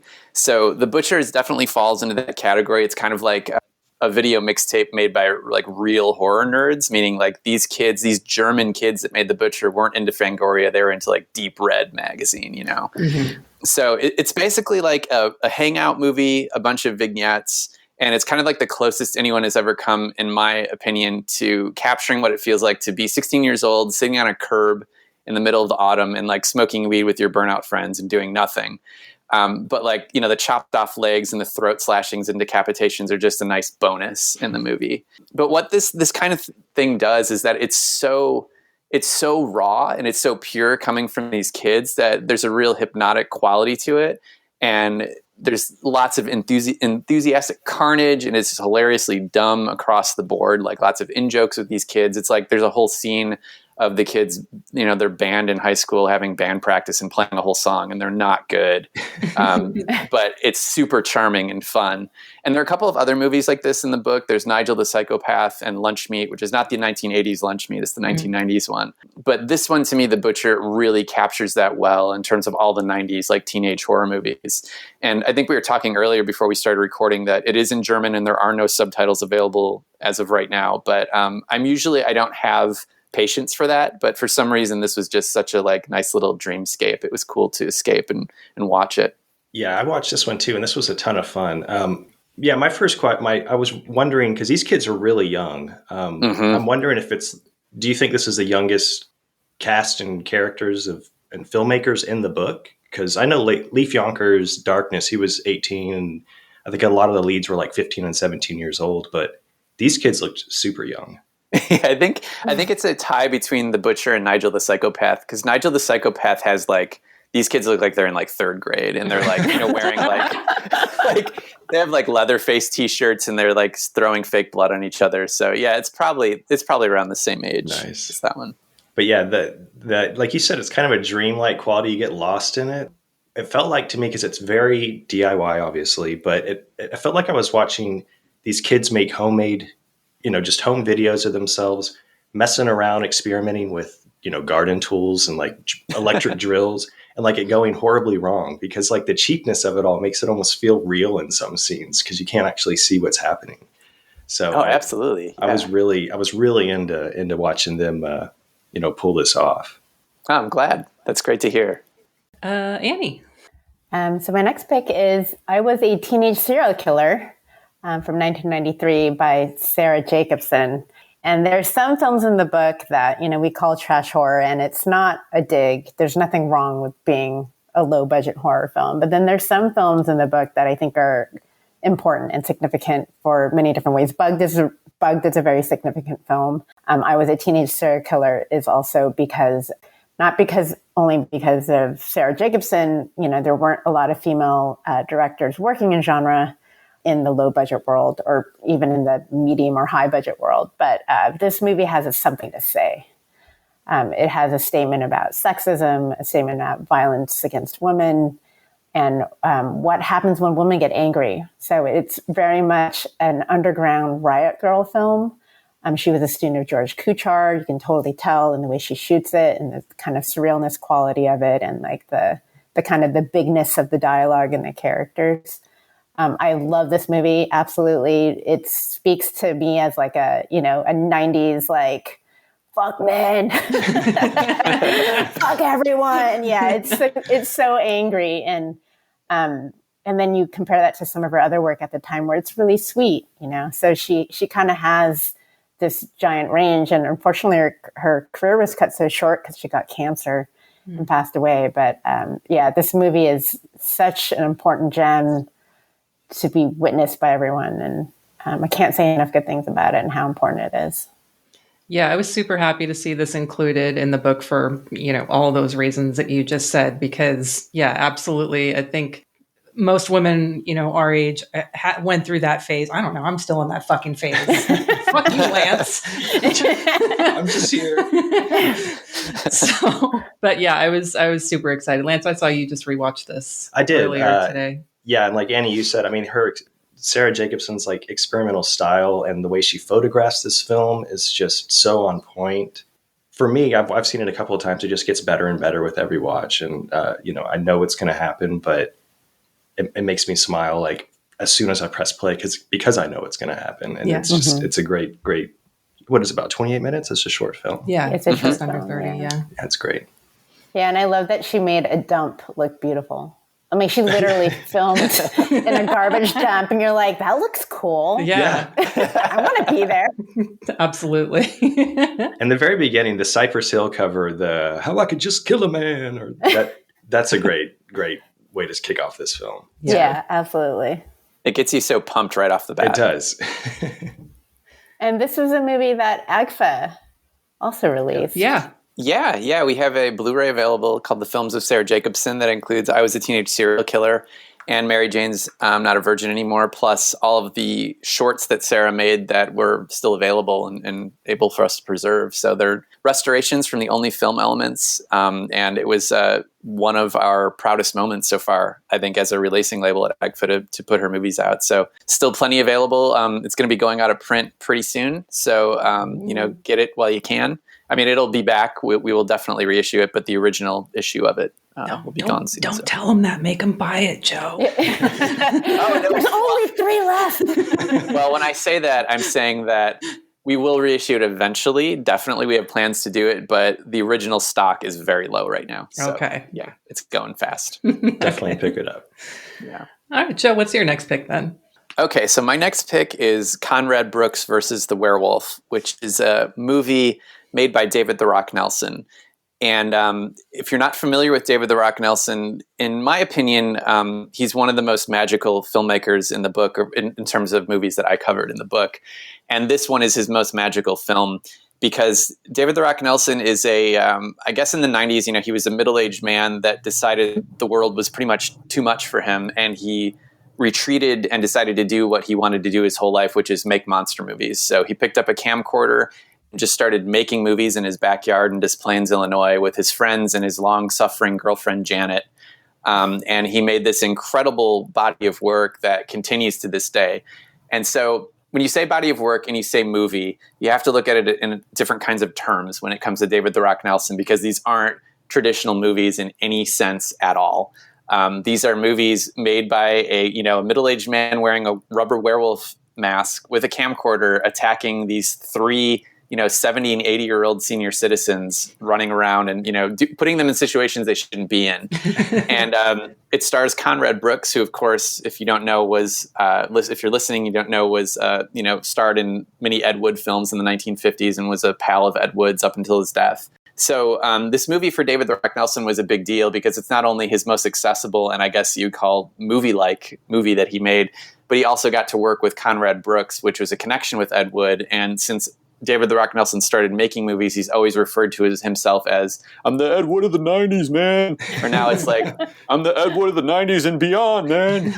And so it's a really special movie. It's very strange. It's very repetitive and cyclical, but it's hilarious, which is what he wants. He wants you to laugh and have fun. There's scenes of Conrad Brooks, in his Chrysler LeBaron rolling over a dummy of the werewolf over and over and over and over and just like screaming these things like, "Hey, that's from my buddy Edward A. Wood," and, messing up Ed Wood's name and just, plowing forward and making this thing. So it's really special, and there's really nothing else like his movies. And I know it's not for everyone, and I'm talking about Annie. It's not for you. I know. I love what he does, but I don't love the output necessarily. Right. So I would think you have to have a tolerance for someone screaming at you for, 90 minutes or whatever. and like eating donuts and pizza and screaming at you and just like going wild. So David "The Rock" Nelson is very like personal to me. Like, he's from Chicago, and the way that I met him originally, it was like, it's very special and nostalgic for me. So I'm always going to love his movies. But if you want to dip into that world, Conrad Brooks versus the Werewolf is the best entry point. Yeah, my first David "The Rock" Nelson experience was watching Tour Terrorizes on the big screen at Terror Tuesday. Yeah. That's the one that you did a double feature with Night of the Ghouls, Ed Wood's Night of the Ghouls, which was a perfect pairing because of, the Ed Wood of the 90s and beyond. So such a fun night. But I'm glad you like that. Yeah, no, great programming like always. But there's a good story in the book that you have concerning obtaining the VHS copies of Conrad Brooks from Nelson. So if you want to tell it, you can, or if somebody wants to pick up, it doesn't have the book yet, you definitely need to read the story. But I can have, I'll tell it. Cool. I'm happy to tell it. Yeah. So early on when I met David "The Rock" Nelson, I actually met him. I was on the L train in Chicago, and I heard him. It was the middle of winter, and I heard this guy like with a plastic bag going, "I make monster movies, man, buy my monster movies." And he was yelling on this crowded L train, and he was talking about Bela Lugosi and Tor Johnson, and my ears like immediately picked up because I was like, "Who is this guy?" And I looked over, and it was David "The Rock" Nelson. He was handing out flyers to sell his movies, and he gave me a flyer for Devil Ant. And we struck up a friendship, and I ended up helping him promote stuff and making flyers. I interviewed him on Bleeding Skull when it first started. And, I started to, I wanted to purchase like all of his movies. Like I wanted everything. I got a taste of it and I wanted more. So we would have these phone conversations, and I would, be like, hey, Dave, can I get this? And I wanted the VHS tapes because he was starting to make DVDs at the time, and they looked real bad. Like they were, a lot of bad compression. It was like not for me. And he didn't have any VHS copies of Conrad Brooks versus the Werewolf left. And so he said, I'll just send you a DVD, man. And I was like, great, whatever. I just want to see it. And so instead of sending me a DVD, he actually sent me the SVHS master tape for Conrad Brooks versus the Werewolf. And I was just so stunned. And it's to this day, it's one of my most like important things that I have in my house. Like I would probably grab that before most anything else, including myself, if there was a fire. Like, yeah, it's just it's really special. And he drew all over it and wrote he personalized it, and it was just it was such a magical moment. Things like that in life don't really happen that often. So it was pretty cool. That's awesome. It's amazing. His so for listeners who aren't in or have never been to an Alamo Draft House, there's always a shut the fuck up PSA before a movie, and there's one that David the Rock Nelson did. It's one of my favorites. I think Annie and I we recite that on like a weekly basis, that PSA. Just do it. Don't ask your girlfriend what she's having on her salad, man. I'm trying to watch a stinking movie. Spot on impression. Really good. Yeah, he's just a special human, and I feel like I'm kind of with Annie, where I'm like, yeah, I appreciate the human, but my tolerance only goes so far. But I think he is absolutely. He's one of those people that you're like, I'm glad humans like that exist. Yeah. It makes the world a better place. Definitely. All right, Annie, what about your next pick? Next one comes from Germany. It's from 1997. Primutos, Lord of the Living Dead. It is probably one of the squishiest movies in this book. It's incredibly gory. Like I can't stress that enough. This man, Olaf Inbach, ruined his entire family's house with red blood dye and squishy gummy worms. And I mean, it is crazy how much he ruined the house. But it is also, let's see, plot wise, it's a turn of the century potion found. And meanwhile, some kid gets hit in the dick by a soccer ball and decides to put the potion on his dick to heal it. Because that's what you do when you find a potion. You get hit in the soccer ball. And it just unfurls into complete demonic madness. And it is... And this one does have subtitles, by the way, and they're amazing. The translation is really hilarious. It is so ambitious. Every single trick in the book, in terms of DIY special effects, is in there, like exploding squibs, firecrackers, using raw meat, in a balloon and exploding it. It's like he took every single page out of a DIY special effects book and then did it 10 times over. The movie is totally relentless. Once it gets going, it is just an onslaught of visual madness, and I love it for that. Yeah, this one is super, super fun, and exactly what Annie said. It's nonstop, like, especially the last 30 minutes. I don't think it stops. Like, no. There's some pauses, like, throughout the movie, but when you get to the last 30 minutes, absolute fucking nonstop shooting, head exploding, slashing, axing, dismemberment. There's, you mentioned the guy getting hit in the dick with a ball. I think there's just a lot of penis bashing in general, both physically and verbally. Like, yes. And even like the non-gore stuff, there's a scene at the dentist where there's like teeth scraping, which is just like yeah. Yeah. I love this movie. And this I just found out when I was looking it up after I watched it. Unearthed Films is putting out a Blu-ray in December of it. Oh, wow. Yeah. Nice. I'm excited for that. I can't imagine what that's going to look like. I'm so excited. Like it's, after seeing it on tape for so many years, like cleaned up, it's going to look amazing. Yeah. I'm excited for that one. Did you get a chance to watch that one? I did, and I just liked what Annie pointed out in the book, that at the end, at the credits, it does have a body count, a total body count. It does have a body. It's super 139. It's a lot of kills. Yeah. I feel like the guy who turns out to be sort of the hero in the end, he shows up, I think, about 30 or 40 minutes in at some point. And I did a double take when he first showed up. I thought it was Sam Raimi because he kind of looks like him. It's a German Sam Raimi. Yeah. All right, Joe, what's your next pick?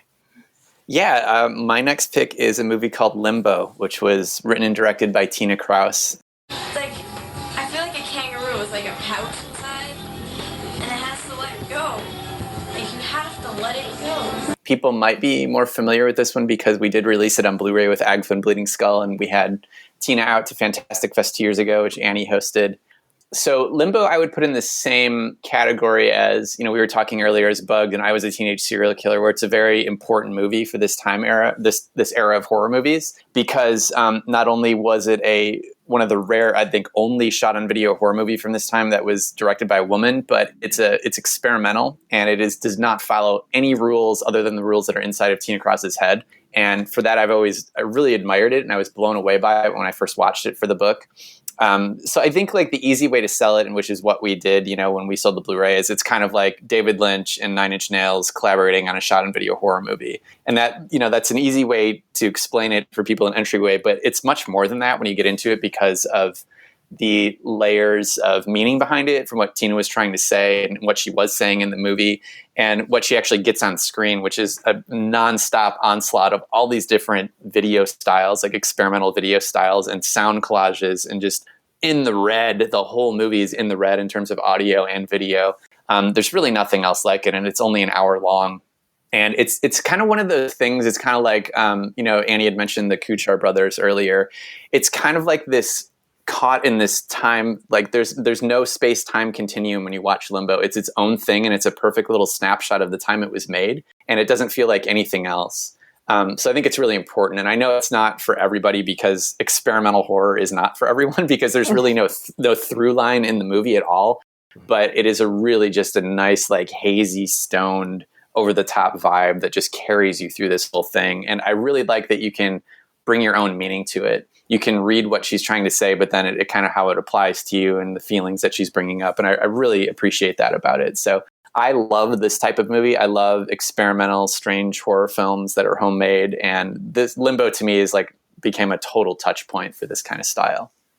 Yeah, I was there at the Fantastic Fest premiere when she was there, and I was stoned for that. So that actually helped a little bit.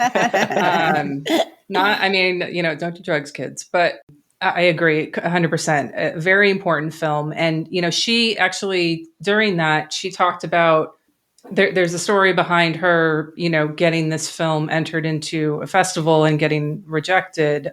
She talked about that a little bit. Joe or Annie, do you want to tell her story about that?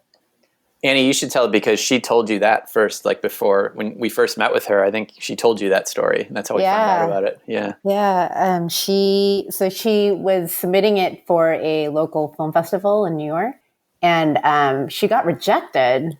And a friend of hers was kind of on the panel or behind the scenes and said, you should resubmit again, and suggested maybe that the problem with it was that, she was overlooked because she was a woman. So she changed the name, used her dad's name, got it sent in. It got accepted. And then when they were giving an award or doing like a panel with all the filmmakers that were, honored, they called out Stephen Kraus. And Tina stood up and was like, go fuck yourselves. Basically, yeah. So, she, at this point in her career, she had done a bunch of wave movies. So she's a woman who's really experienced. She had, not just in front of the camera, but also behind it. She had worked with actual film, not just on video, and to not get accepted because of her work, I think, it kind of says something about what she had to go through to get this movie out. And so when Bleeding Skull and Agfa finally put it out, she told her dad she was so excited, and he was like, that movie from 30 years ago? It's finally out? She's like, yeah, no. So it was a real validating experience for her too, in so many different ways. This movie was really special to her, and and to feel that it's finally getting out there and being seen by new audiences it's so important to her and to us, really. Yeah, that's awesome. Yeah, I picked up the AGFA Bleeding Skull release of this, and there's a great commentary with Tina Kraus and Annie and Joe on it, and a lot of great extra features too. Like there's a behind the scenes documentary. There's the Wade Productions Eaten Alive, which Tina stars in. It's totally worth picking up. But I loved during the commentary how she said how she got into wanting to make Limbo was because she hated the new direction that horror was heading, which was all boobs and blood, and she wanted something scary, like the older horror movies that were made, and she just ran with this incredibly ambitious idea that she had. Which I guess the idea of how that came about too is a really funny story too, which they talk about. Eating a drug-filled chocolate. But do drugs. Yeah. There's a theme that started here. But yeah, I mean, the fact that she had this ambitious idea, she said she had over 20 hours of footage, and she just just powered through it for 2 years and actually completed it. It's just so much respect with like this completed product. And I hope Limbo 2 is in the works. I don't know if y'all know anything, but that whole flesh room she talks about, I want to see that. Oh yeah, that was when she told us that, our jaws dropped. Like, that sounds amazing. That same, when she was talking about that, I was like, oh my God, I can envision it. And I want to see her. Oh, I could see her pulling it off. Yeah, like you were saying, Annie, if she made this with like a $2 million budget, it would be like, I mean, everybody in the world would have seen it. That's like, into experimental art and stuff. But the fact that you guys released it though is really awesome that it's out there in the world right now. Oh, thank you. Yeah. That one was a labor of love for them. They all are, but that one especially felt really good. So we're happy to get it out there. Okay, Annie, last pick. This would be The Suckling.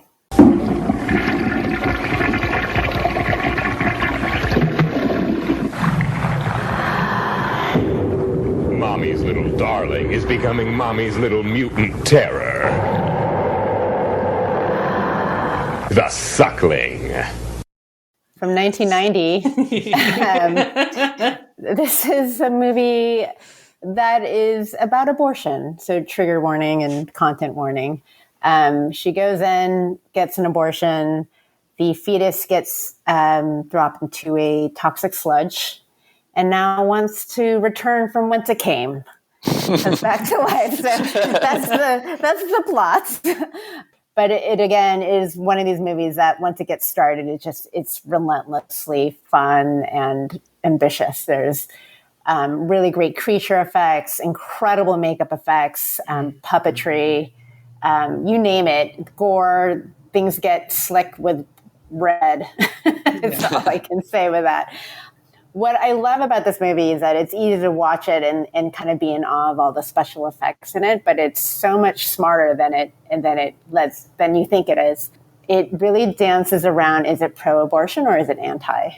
And you really don't know. And that's, I think, the fucking genius of this movie. Mm-hmm. It really tries to take both sides. It pits both sides against each other. Everyone looks terrible. But it kind of shows you like what people have to go through in order to, even consider abortion. It is an incredible movie that really blew me away because not just because of the special effects. It is absolutely, if you want to watch it just for that, it is completely understandable, but that it is actually so much more intelligent.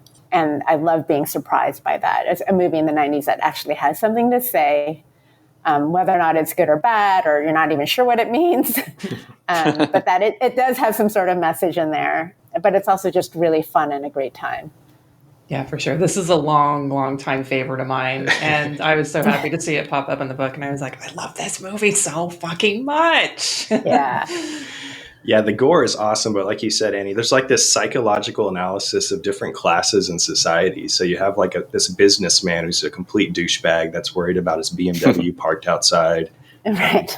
But it's like people killing themselves, how they react to this crazy, fucked up situation of this aborted baby taking over this, I guess it's brothel. Yeah, a brothel that slash abortion clinic. Yeah. You know, it's They're great killing- use of single location too. Like Yeah, when yeah. you have a budget and like you can still make a movie Yeah. this great. This is proof that you do not need a lot of money to make a really great fucking movie.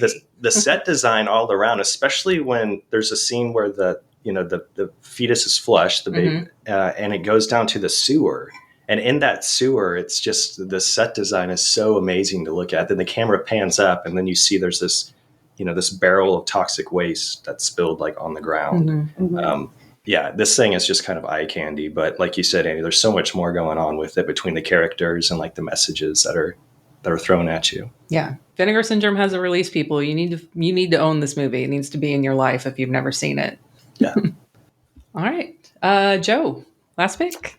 Okay, last pick. So unlike the previous couple of movies we were talking about, this movie has absolutely nothing to say. And it is called Zombie 90 Extreme Pestilence. And I want to give everyone a heads up that this movie is not politically correct, and I'm completely aware of that. This is in any way, shape, or form. So this movie is made by a guy named Andreas Schnaas, who is, I like to call Germany's master of crotch violence, because all of his movies feature it's equal opportunity dismemberment for all genders in his movies. So he made a movie called Violent Shit, which is, for my money, like the best title of all time. So he made that movie in the late 80s, and Zombie 90 was his follow-up to Violent Shit. And it's really exactly what it sounds like. It is a series of vignettes featuring tasteless, ultra-cheap gore. There's tons of over-the-top comic book style gore, and I like that because it reminds me of, there are these comic books in the 60s and 70s and like magazines by this company called Eerie Publications, which were taking horror comics from the 50s, and then they were redrawing them in the 60s and 70s and a little bit in the 80s and just adding gore to them and making them more over the top and ridiculous. So this is kind of like a movie version of that, like indie comic book feel. But the really notable thing about it is that it is just like this movie called Dracula the Dirty Old Man, where they completely dubbed the movie after it was finished in a, I guess you would call it a comedic tone, but it's not comedy that's actually funny. It's just comedy that is so weird that it like blasts you off to another planet.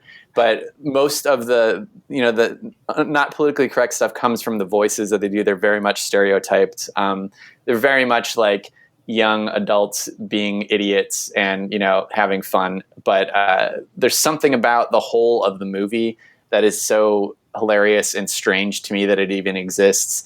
And unlike a lot of German gore movies, which we got into, as the book went on into the later 90s, like even Andreas Schnaas's Goblet of Gore, which were like kind of hostile and they're kind of dark and there's some stuff in there that's very questionable in terms of the messaging. Zombie 90 is just super straightforward and fun, and it's just totally mindless. And just if you want to watch a really dumb gore movie, it really hits the spot. And I've always liked it. Did you watch this one, Lance? I actually watched it right before I came over here to your house. Okay, all right, yeah. Go for it. Yeah, no, this thing is, I have to say, Schnaas has, like you already said, Violent Shit 2, and everything else. Great movie titles. I mean, Extreme Pestilence. It's like, I know. Titles. Yeah. He needs to be hired just to title fucking movie. Like some grindcore band needs to hire him to name everything they do. But one particular, I mean, this, like you said, the dubbing is just so over the top. They definitely go for comedic aspects, obviously. Yeah. I had to write down or quickly type out just this one scene. There's this one scene of this guy in a car, and he's kind of getting hot and heavy with a girl. And she hears a sound outside, and he says, I'll check it out. Oh, and she's like, oh, no, be careful. And he's like, oh, baby, I got to go out and take a dump anyway. I'll take this gun. It's the only thing. Exactly. I'll take this gun. It's the only thing that kills the odor from my shit. I'm like, what the fuck is that? One, I mean, I couldn't take it. Like I was so blown away by it. I mean, obviously I had to rewind it and type it out, but the gore in this is so over the top. I mean, like you said, there's penis mutilation, there's tearing babies in half. Yeah. There's basically it seemed like every gore scene kind of ended with somebody ripping somebody's intestines out, but it is a zombie movie, but it's, I enjoyed it. Oh yeah. it's one of those things where you can't believe what you're watching, and then you just sort of become acclimated to it, and then it does something like that, and you're like, oh my fucking God, what's happening here? My favorite one, I think, was when the guy gets his dick cut off, it gets thrown in the street, and then the guy gets in his car and drives, and he's like, now I'm going to run this motherfucker's dick over. And I'm like, I love this movie. And like the dick is like literally like a little Debbie snack. It's incredible. And it's not just the dubbing, like somebody's making all the sound effects, like the guts and gore sound effects with their mouth. So it just, it sounds like fart like sounds. the kissing just, sounds they make. Yeah. I'm like, oh. I just love how they go for it, and it becomes almost unbearable, but stick with it, people. Yeah. Stick with it. It's worth it. All of these are worth it. All of these are definitely worth your time. So, listeners, did I say that they should buy the book? I don't think I've said that enough yet, but you should buy the book. Links in show notes. If you have bought it, you can start marking those ones that you've watched by cloning Lance's list. He made one on Letterboxd of all the movies that are in the book that are at least on Letterboxd. There's a few that aren't on Letterboxd. I think Zach's pick was one of them, or one that he talked about. Oh yeah, Dead Night. Yeah. Or Night, not what was it called? Night Beat. Night Beat, yeah. That's not anywhere. Yeah. Don't forget, we'll also have a link to where you can donate directly to AGFA. You can also support them by purchasing their releases, some of which we talked about in this episode, but there's plenty other great ones on there for you to pick from. You can't go wrong with any of them, really. Yeah. I mean, one of the reasons I love this book and chatting with all of y'all, Annie, Joe, and Zach is just how excited I get thinking about being able to watch these movies. Like, we've picked 5 we've each picked 5 movies. So we discussed 25 movies, but there's like literally 200 more in there. So it's just great to know that I can plan a day and that'll be a guaranteed good time. If I can, we've all spent time like, on streaming services, scrolling through movies. What am I going to watch? Bleeding Skull does the work for you. Yes. Like, you have this list, your picks are lined up. So in alphabetical order, no less. Yeah. So yeah, give this definitely, I can't recommend this book enough. The 80s trash horror Odyssey is a lot of fun too, but I'm having so much fun with the 90s trash horror. You love 90s. I love 90s. Yeah. I do. This is the only 90s. I'm not the only 90s I love.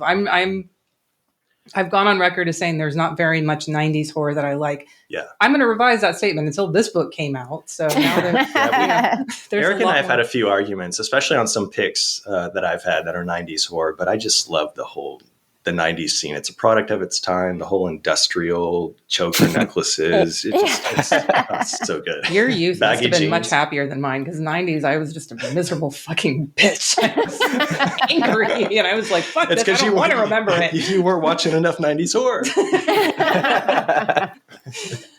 All right. Joe and Annie, thank you so much for coming on, sharing your picks. I know we've said it, but we love the book. We love you guys. Yes. We love what you do. Thank you. I mean, when we hear feedback like this, and Lance, you're saying that about the book, it makes you excited to look into these movies and watch them. That's exactly why we do this, because I've always, Bleeding Skull started to share these movies, to share the passion and the joy. And I want people to feel the same way that I do when I watch them. So that's like the best feedback we could possibly get. So thank you so much. Yes, of course. Thank you. All right. Thanks to everyone for listening. And did I say buy the book? Yeah, you should do that. All right. Thanks for listening. We'll be back. What day is this coming out? This is coming out September 1st. Okay. We'll be back next week with Friday the 13th, The Orphan, not Jason Voorhees, people. Just unsung horrors. We're not covering those. Friday the 13th, The Orphan. And we will also be coming out with details of our Horror Gives Back charity challenge coming up soon. Again, as a reminder for folks, this is the second year we're doing this. You're watching horror movies in October. Donate to charity per horror movie that you watch. $1, $2. But those details are coming out soon, so stay tuned for details for that. And we'll see you soon for the next episode. And buy the Bleeding Skull book. Yeah. Thanks, guys, for joining us again. Loved it. Thank you. Yeah, thanks so much. Have you seen it? Have you seen it? Oh. Have you seen it?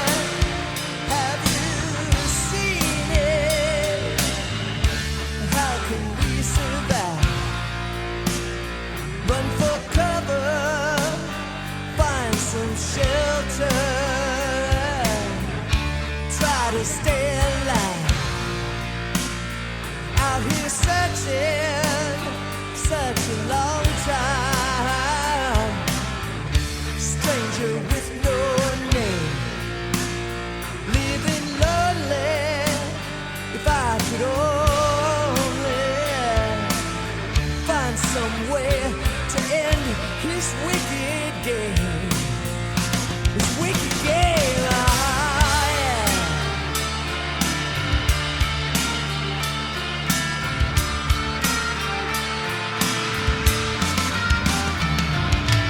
Lord, I'm so tired of running. Won't you help